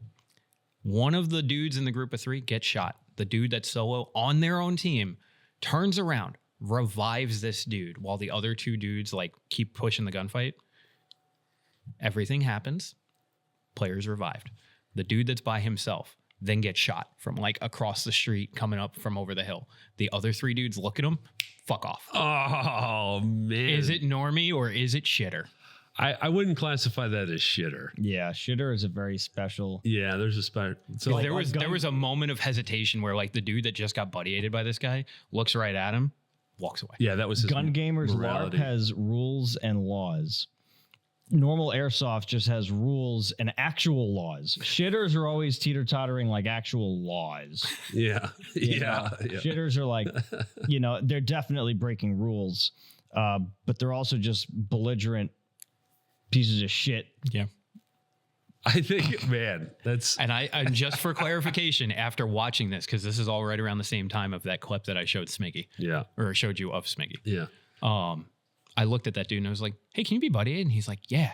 And I'm like, oh. He just fucking helped those guys out. He just helped that group. And then they man. watched him get shot and they just kind of looked at him, walked away. Oh God! If he was wearing all cry, they would have revived him. In a second. He was wearing a fast helmet and goggles and a Ranger Green plate carrier, and he had a CryTac, a brand new CryTac. It was that customer that was here on Friday when you walked in. He just stopped playing paintball and just started playing Airsoft. Oh, that's his taste right there. Now, mind you, this is like the 3 o'clock game. Yeah, so like sure. he's had a whole fun day of Airsoft, but I just looked, I'm like That my immediate, sucks, my dude. verbal reaction was fucking shitters. Oh well, no, I wouldn't classify that as shitter. That's just. That's some toxic behavior. Is it? It's just. It's so passive. It's like, it's such a thing to do. like We gotta believe that. it's like, It's Mean Girls. yeah, it really is, dude. It's just like, oh, you're not wearing Dolce and Gabbana. It ain't Yeah, Ralph like, though. Yeah, like like I mean, and okay, worst case scenario, it takes 30 seconds to get that guy back up. the funny thing is they just walked into the 2-story building. You could have taken him with you. Oh yeah, Two dude, hands like, on, walk into cover. Like it's Because you know what that would have been? That would have been one more gun in the fight when Josh came around the corner and smoked all of you. And that's my thought process, Yeah. right? Like, yeah, take the time. It's What if that ruined that guy's whole perspective on life and morality? I He's hope like, not. I'm not doing anything nice for anybody ever again. a dick was born. Like, You know, like yeah, really. That's how you make dicks in Airsoft. Like dude. he how do I word this? Like he's new to the sport, but he's not new to the idea of playing it. Oh sure, So people and herself basically the same thing. He didn't look like a new player. Yeah, That's the thing. Like he went and did it right, in my opinion. Like he bought a good gun, he bought good eye protection. He came in here and asked a bunch of questions on Friday. And he's like, I'm coming tomorrow to play for my first time. I'm like, that's awesome, dude. Super nice guy. But now I'm sitting here going, that's a bad look on the community. Yeah. Like, fuck. yeah. I mean, as subtle as it is, like it's so fucked up because he helped get his the other teammate, you know, Revived. Oh, and then that man. same teammate watched him get shot and walked away. It's the selfish lack of courage to pick up a fallen comrade. All he did was walk 5 feet around the corner and into who the door. saved you. You could have even reached your hand out the window and buddy-aided him through the window. Technically speaking, that's allowed. yeah. Nope. Oh man. Yeah, that's rough, dude. That's the homeless guy asking for money, but you have a sandwich. You give him a sandwich, and he spits on you because he can't buy crack with that. Yeah. I can't get booze with this. I watched it all happen and I made a mental note. I was like, that's the next Is It Normie topic. And then as I'm editing the gameplay footage from last Saturday, I'm like, we got to fucking talk about that. Oh man. Yeah. Is it normie though? I don't think it's normie. I don't think it's cringe either. It's just. Well, I do think it's cringe. Oh, I'm sorry. I meant I don't even shitter. think It's not shitter. I don't think it's normie, cringe, or shitter. It's just fucking. It's cringe. It's like heartless. I don't know. It is. It's just heartless. It's They, just. they almost owe him that. because he helped 5 seconds ago. It's just no honor. Yeah, You know, look, it's nobody broke any rules, and it's not to say that like the 3 guys are bad players or anything like that. Like, But ethically speaking, that was fucked. just ethically, it's just It's saddening. It's like nothing's free in this world. You know? welcome to Airsoft, bitch. I Like, would have wait, revived you, but like the way my bank account is set up, Yeah. Like, that's- inflation. I'm now realizing like I have to pay more attention to that kind of stuff that happens on the field because there's a gold mine of content. Oh man. Because Like, even right before this, we were talking about it before when I don't think you were sitting here.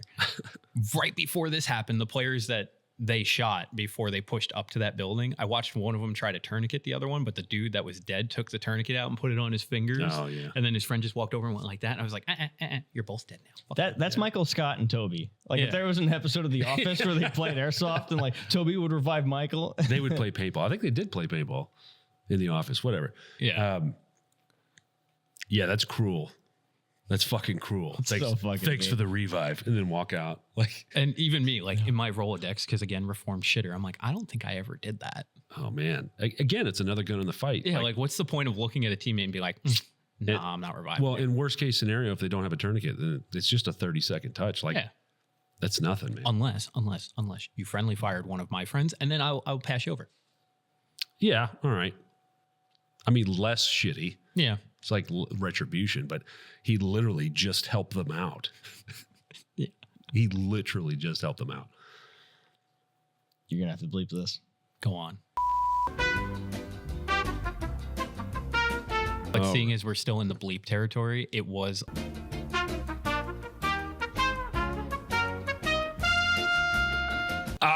It's not always. Oh, that makes so much more sense now. God. that's why. It's shitter. It's shitter. Yeah. It's shitter. Yep. Yeah. But I could definitely see them not reviving somebody that's not on their team. I could Yeah. totally see that. that's why I was just like, oh, you guys are assholes. Well, maybe they're That is- young. yeah, that's what it is. They're just assholes. Like, No, you guys are assholes. like the guy literally just helped you out. Yeah. Well, Do you think they knew what they were doing, or do you think they just ran off? They looked right at him. They looked right at him. they fist bumped him. Thanks for the revive. And then this was walked the out. dude. Like, he doesn't look Yeah, like, that doesn't look. Yeah, He's dressed just like them. I know. Fuck. it's just, Oh my god, yeah, they literally, like, that's funny. he revived one of them. Then he gets shot. They looked right at him, walked away. They fist bumped. Thanks for the revive. Walked out. I knew you were going to love this one. Dude, what the fuck? That's fucking cruel, dude. That's Yeah, fucking it's cruel and unreasonable punishment. Yeah, dude. That's How dare you help us? We're not helping you. Help your fellow airsoft. no. Thanks for the help, but we're not helping you. Yeah, thanks for the help. Go fuck yourself. Yeah, right. Oh my god, man. Oh my god. Like there's a joke in there with the Civil War and like there's some Speed soft reparations. there's some jokes in there, but that's a scene from a movie, and then they're gonna have to explain why Billy didn't come back. From the operation. They're gonna be like, they got him. We couldn't get to him. Like that's one of those Their moments where version I of the wish story. I reached for him. I couldn't get him. I wish I recorded that, but also then the contemplation of like, are we just outing people if we use the video of that? yeah. I mean, that's not egregious. There's nothing wrong. No, there's no rules. There's nothing. There's nothing like illegal about what they did in the confines of the rules. But it's just like, come on, man. Yeah, it's like a shitty thing to do. Yeah. Like, oh, Damn. Yeah, I'm trying to think any other It's stupid. fucking hardcore, man. dude. That's fucking hardcore. Oh, I wanted to talk about the night game. The night game was fun. The night game was a great time. I wish you guys used Aries though. Simply for the battle tracking. Simply like Somebody just- sent me a clip of you during the night game. Oh, really? Yeah, and they were like, Anthony being a rat. And I was like, that's not just a rat, that's a corner camper. Ooh. Being a rat, a Yeah. corner camper, Yeah. where? Top of the apartments. Top of the that was at the very beginning of the first game where it was dark, and Rich was gonna come with me, but then Rich was just like, nah. I bailed on you again. Yeah, he went Hey, to the man. castle, but I was just up there on the radio talking to the guys, letting them know I was up there, and I was like, I'm gonna provide Overwatch. And when they got into a firefight, I was covering them. The helmet footage that he sent me, he like runs up the stairs, goes straight into the first Connex. I can hear him like saying something. I don't remember exactly what he Oh, said. Josh and No, it wasn't Josh. It was this guy, Van. but he was with Josh. It's when I shot them when they came up. So he runs up, goes straight into the first Connex. He's like talking to someone, goes out onto the balcony, walks into the room that's now adjacent to the stairwell. Yeah. And you're just in the corner. So I was in there just doing my thing, and then I heard a guy running up the stairs, so I just like kind of got into cover so I can like shoot him. But the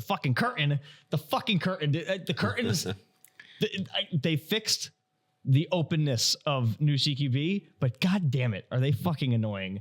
They're amazing. They're annoying in a good way. Like it adds another layer to it. But I love them and hate them, but I Yes. will explain in a different yeah, reason. so I couldn't get a shot on him, and then there was another guy. So I knew that if I like tried to do it, I'd get got. So I stayed there, and then it was Josh, who was the second guy, and he came in, and we like bumped into each other like very violently, and it was like, oh fuck, right? And then I was just like, da, da, da, da, da, you know. And then that's when he got shot in the stomach and showed the welt, and he was like, fuck. And then the other guy ran in, and I shot him. You good? You good? Yeah, because Josh was like, oh fuck. You up here? Billy. Oh God, you can't see shit going in there. Oh,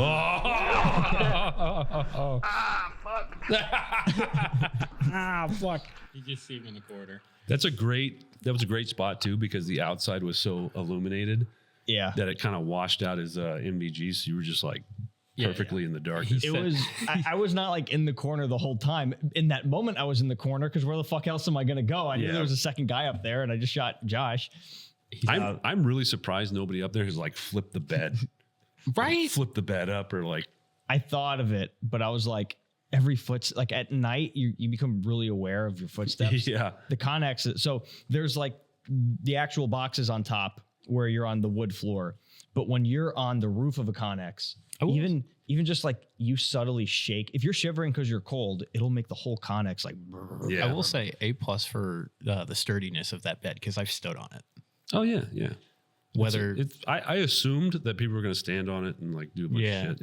Yeah. I've stood on it while doing videos and photos up there because that's one of the benefits of the curtain is some very cinematic photos and videos in there. The downside is at night it sucks up all the light, so taking videos inside of the Connex is almost impossible. Yeah. But good night game. It was a good time. Fantastic. Everybody was fun to play with. Yeah, Both got some sides. really cool clips. Well, Zero night game No, complaints. the biggest complaint of the night is twofold. One of them we could talk about off air. The number one is friendly fire, and you're going to say just use Aries, and I'm going to say no. well, Aries challenge and pass. Aries would have helped, but airsofters do this thing where everybody will be at spawn before the game and we'll all agree on a challenge and pass. And you'll notice when we do night stuff, I always do this. As soon as Start X begins and the game starts, I just go up to somebody and I'm just like, I don't know, if the challenge and pass is 8-1, I'll be like 8. What? Yeah, Like, you're like 8. fuck. Like what? 1. And it's like, we just discussed this. Yeah, like, And I'm fuck, just man. Like, 8, like it's got to be like that because Very important. And then the other thing that'll happen is if it's not, I think numbers are the best way to do it. But if you're just using a brevity code, people will overuse the fuck out of it. The other team knows it immediately. They know the first half immediately until somebody says it back, and now it's fucking completely ruined. I watched friendly fire happen where it was like one Connex to the other. Like Anthony runs from the Connex that you two are in to the next one over. The person standing next to you starts shooting at Anthony. You're like, you just watched me run over here, And dude. it's like, bro, like Yeah. the CQB game was a bomb game. The bomb had to go to the top of one of the gas stations. Dudes are in the overpass building. Dude runs across with the bomb, goes upstairs, puts the bomb in there. Dude's in the overpass, sees movement, starts blasting. And I'm just like, I'm not fucking telling you. Like, I'm not. I can't. I'm not reffing. I'm technically just doing photos. But like at the same time, oh my God, even I know. He was up there. He's like, hey, I'm going to go to that building. You guys still shot it. What the fuck? Yeah. when I was in the apartments, and that's the only time I was up there the entire night. It was just that first game. Oh, it was funny. He sent that to me and he's like, Anthony being a rat. I'm like, Yeah, that's not no. just a rat. That's a corner camper. No, it's not. So I got friendly fired in the face by somebody, and it was like, okay, fair enough. I was just shooting at the guys that were shooting at them. So, Yeah. No challenge and pass was used. But also, like, the guys had a radio. I got the frequency, and nobody uses the fucking radio. The simple radio. use etiquette, I guess. Not real life, right? But like, hi, this is me. Say what you're going to say. Over. And then if you hear nothing back, like I was like, hey, this is Antec. I'm on the second floor of the apartments. I'm providing Overwatch on the Hacienda. Now, to be fair, a lot of the guys didn't know what the building names were. Yeah. Some of them, like, it was their second time playing there, and it was dark. And we know the field like the back of our hand. But like, if you've only played here a couple times and you've done it during the day, when it's nighttime, you almost have no sense of where anything is. Sure. So there was that confusion. So I took some guys when we went back to respawn. I was like, all right, so really quick, look at the map. I was like, there's like 4 main 2 stories. There's the castle, there's the overpass, and then there's Hacienda and apartments. And I like showed it to them and pointed to them to make sure that they knew. So I was like, if we do call outs, it's like that type of communication and just looking at somebody and being like, you see that one that's U-shaped, that's Hacienda. And then you look back at me and go, gotcha, reciprocate that you understand the information back. That's what destroys teams during night games. It's just a lack of communication and people just just communication. Well, that in kind of an expanded situational awareness, right? Like at night, I am much more aware of where people are going and where I'm at in relation to that. For instance, sometimes you'll push a little bit too far up and you're like, I'm the furthest forward. So if I'm going to come back, I'm taking that into account and I'm not just blindly running back. Like I will use the brevity code or use the fucking number combination or try to be like, hey, it's me coming back. I'm blue or red or whatever the fuck. Like flickering your flashlight. That's another way to do it. Like a bank. Or maybe it's like a... Well, the number code bank. can be used with white light. That is a thing. Yeah. Or IR or whatever. But that's advanced. That's a little more advanced. But if you say the number combo is 5, if I flash my light at you 3 times, you should do it twice. And then you don't have to use words. So I find that doesn't work well with white light. So in the military, it was 3-2-1, right? So if you see something and you're like, I don't know who that is, usually it was under NVGs, you'd flash it 3 times. They flash twice back and you flash once so that everybody's like, okay, I saw everything. It's always going to be disorienting and you're always going to have a certain level of friendly fire, always, right? In an airsoft game. But you can limit that heavily just by, doing a brevity code, doing a number combination, doing a light flash combination, whatever the fuck, right? Just something so that your first instinct isn't to shoot. Your situational awareness is like, okay, well, it's not plausible that my team is even in that location. You know what I mean? Or Aries Alpha, open up your shit and be like, hey, nobody's over there. These are all things you can do just as a player. It's not necessary that, we as staff have to sit down and be like, you have to create this thing. You have to do this. Yeah, we shouldn't have to hold your hand. No. Yeah. We had a really great crowd for that night game. It was good. If anybody had issues with like, oh, that was poopy because I got friendly fire, like that's just a skill issue. That's because people don't fucking communicate. Yeah. Oh, there's a lot of friendly fire. What is going to be cool though is a couple of the Milsim days kind of line up with night games, and we're trying to figure out logistically how we maneuver that, because there's going to be walk-ons for the night game and shit like that. Like we got to figure that out. And it's in the time where it's going to be light for a majority of it. So like, because I was trying to explain that to someone where they're like, oh, I forgot what it was, but it was something about the tracers. And I was like, the first game, they're not going to require tracers. Yeah. Because it's too bright out. I was like, don't waste the expensive BBs. So I think it's July. It's July. Milsim Day and a night game are on the same day. And in July, it's light out until like 8:45. Yeah. So it's a reality just from me thinking it through that if we were going to say, hey, we're going to make it somewhat of a similar format, even though we've said in the past that we're not going to do that. Well, there'll still be a break. It's not like the game's going to continue all the way. Correct. There's still a going to be a staff break. change and everything like that. Yeah. So it's like Milsim Day, and we're at the point where that'll run 9 to 6. Yeah. Milsim Day will go from essentially 12:30, 1 o'clock until 6. We'll take a break. Night game registration is going to start at 6:30 safety briefing, 7 o'clock first game. Maybe it's a 7 to 9 and a 9 to 11. And the 7 to 9 doesn't require tracer units, and the 9 to 11 requires tracer units. But the 9 to 11 is a continuation of the fucking of the game. middle some day. Yeah. I don't know. Put it in the comments below, man. Got any ideas? The other thing too is after the break, we just say you got to use tracers and tracer BBs, and I know that sucks, but Yeah, what that 'cause- prevents is us having to be like, okay, now everybody fucking change Yeah. over, and it would be a pause in the game anyway to do that because then Ooh. everybody would have to go back to their respawn. I had a thought. Somebody's tracer unit died on them, yeah. right? And I had a thought. I heard somewhere that someplace had a provision for what you do if you're That was the World Airsoft. They have a World provision if your tracer dies. Have you thought of doing that for the night games, where if your tracer dies and you're just in the middle of the game and it happens, it doesn't say you can do this as a Intentionally. substitute to having a tracer unit to begin with, but in the event that your tracer unit dies because shit happens and you're still in the game, if every time you shoot you have to be like tracer's dead No. every time you shoot. No, No, When you do gun hit, I feel No, like that's ridiculous. it is ridiculous, but Well, like I feel It's like too easily abused. I'd rather do that. Yeah. But you have to shout it. Like No, it's nobody's gonna almost, do again. that. Nobody's going to do the that. whole thing with the World Airsoft games was so that a ref could come over, validate it, say, okay, I see their tracer unit is dead. Those games are 5 minutes long. Yeah. So after the game, they can then turn around and go, okay, get a different tracer unit. Switch it out, plug it in, charge it. Yeah, you we have have- time. We have to be 100% on it. The only thing that I can say as a potential is the requirement that if your tracer dies, instead of immediately having to remove yourself from the game and walk off the field, is that you can use a requirement that every time you shoot, you have to turn your white light on. Well, not everybody's going to. That's the problem. It's too messy. Yeah. It's And there's too much room for abuse there. And and then the other thing is too, nobody's out there playing for $60,000. You know what I mean? Like, it's not that serious. Your shit stops working, go off the field, fix it, come back on. Dave. Yeah. You know what I mean? This is And I have rental tracer units because that happened Saturday night. Someone's tracer unit died in the middle of the game. They're like, can I plug my tracer unit in? I'm like, yeah, did it die? And they go, oh, yeah, well, which sucks now. I got to sit out. I'm like, no, you don't. Give me, X amount of dollars. Here's a rental. Dave. This Oh is yeah, Angel had like 5 tracer units. He was just like, here. Like, because there was a bunch of people. Because tracer units fucking suck. this dude. is very also, serious. classic airsoft, they forget to charge them. Well, yeah, that too. Where do you get off saying that this isn't serious, You're right. brother?